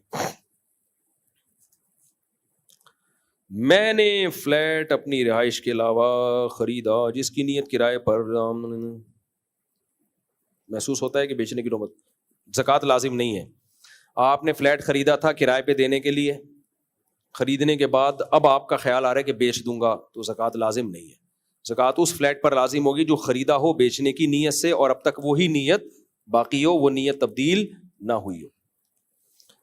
میرے والدین زبردستی ایک لڑکی سے میرا نکاح کرنا چاہتے ہیں, لیکن میں اس لڑکی کو پسند نہیں کرتا. نہیں آئے زبردستی میں, لڑکی کا بیڑا غرق ہوتا ہے, اڑ جائیں. بولیں بھائی اگر وہ لڑکی میں کوئی فالٹ نہیں ہے تو تھوڑی بہت ماں باپ کی مان لینی چاہیے, لیکن اگر بالکل ہی اس کی طرف رغبت نہیں ہے, بالکل دماغ پہ بوجھ ہے, تو صاف منع کر دیں, نہیں ہو سکتا. اٹ ازنٹ پاسبل ڈیڈی, یہ نہیں ہو سکتا. ایسے ڈائلاگ مارے. ابو بولیں گے تو پٹیں گے, ابو بولیں گے نا تو پھر ابو دیسی ہوتے ہیں نا, ڈیڈی دیسی نہیں ہوتے. Daddy papa you are wrong. انگریزوں والا اسٹائل مان لو, ابا سمجھ جائیں گے میرا بچہ اب دیسی رہا ہی نہیں ہے, انگلش پڑھ لی ہے اس نے, اب یہ نہیں مانے گا. لیکن اس میں اڑ جانا چاہیے. اگر بالکل بھی دل مائل نہیں ہو رہا نا, تھوڑا بہت ہے تو ماں باپ کی ماننے میں خیر ہے. ماں باپ کے احسانات بہت ہیں, مان لو ان کی پسند سے شادی کر لو, اس میں ثواب ملے گا. لیکن بعض دفعہ بالکل دل نہیں, کریلے کا جوس کیسے آدمی پیا یار پیاس میں. بعض دفعہ طبیعت بالکل مائل نہیں ہوتی, تو پھر خام خام میں اس بچی کا بھی زندگی تباہ ہوتی ہے نا. شوہر اسے محبت نہیں دیتا, اسے ٹائم نہیں دیتا, تو پھر یہ ماں باپ کی طرف سے ظلم زیادتی ہے. پھر ایسی صورت میں اڑ جائے آدمی, بولے نہیں ہو سکتا ڈیڈی, نہیں ہو سکتا. ڈیڈی پتہ کیا بولیں گے, میرے ابا نے بھی تو میرے ساتھ تمہاری اماں کو لگا دیا تھا, تو ہو گیا نا. اچھا ڈیڈی ایسے موقع پہ یہ بتا رہے تھے, بیٹا میرا بھی دل نہیں چاہتا تھا, لیکن میرے والد صاحب نے کہا, میں نے ہاں کر لی. تو آپ ابا کو ایسے موقع پہ کیا کہو گے؟ ریکارڈ ہو رہا ہے نا, اصل میں کیا کروں گا. آپ ابا کو کہو گے ابا اب آپ نے غلطی کی مجھ سے, لیکن اماں لگائے گی لگ کے چماٹ کہ اچھا میری شادی کو غلطی کہہ رہے ہو. تو بہت پھنس جاتا ہے آدمی ابا کے سامنے. لیکن بہرحال اگر بالکل بھی طبیعت مائل نہیں ہے, پہلی کوشش تو میں مشورہ یہی دیتا ہوں, کر لو دل مائل اس کی طرف. ابا اماں سے بڑا کوئی دنیا میں ہے نہیں, ان کو خوش کر لو. لیکن بعض دفعہ نہیں مائل ہوتا دل انسان کا, تو پھر ایسی صورت میں بول دے بھائی, بدتمیزی نہ کرے لیکن بول دے مضبوط لہجے میں, ابو یہ نہیں ہو سکتا. اس سے اگلے کے ساتھ ظلم ہے. صرف یہ نہیں ہے کہ اپنے آپ کو قربانی کی بھینٹ چڑھا رہے ہو, اگلے والے جو آئے گی نا اس کے ساتھ زیادتی ہوتی ہے. پھر مفتی صاحب آپ نے پہلے ایک ویڈیو بنائی تھی کہ آپ لوگوں کو یوٹیوب پر اسلامی ویڈیو بنانے کی ٹریننگ دیں گے. وہ ایک لڑکا کاشف عباسی بھی آپ کے ساتھ ہے, اس کے بارے میں بتا دیں. ایڈمن کو چاہیے بھائی, وہ میں نے تو کہا تھا کہ دے گا ٹریننگ, تو دے نہیں رہا کیا؟ اگر نہیں دے رہا تو یہ ویڈیو کے ذریعے پیغام ایڈمن تک پہنچ جائے گا انشاءاللہ. تبلیغ جماعت والوں کو دو اعتراض ہیں. پہلا یہ کہ پینٹ شرٹ پہننا منع کرتے ہیں, حالانکہ ناجائز نہیں ہے, لیکن داڑھی کاٹنے والوں کو قبول کر لیتے ہیں, اسے منع نہیں کرتے, یہ تو واجب ہے. دوسرا یہ کہ صحیح حدیث میں بھی بہت سی اعمال کے فضائل ہیں, لیکن ضعیف حدیث بہت کثرت سے بیان کرتے ہیں. پینٹ شرٹ پہننے کی وہ ترغیب, وہ پینٹ شرٹ پہننے کو حرام ناجائز نہیں کہتے, ترغیب دیتے ہیں کہ اپنا جو سیدھا سادہ لباس ہے وہ پہنو. تو آپ مان لیں ان کی بات, نہیں ماننی تو کوئی گن پوائنٹ پہ تھوڑی کہتے ہیں نہ پہنے.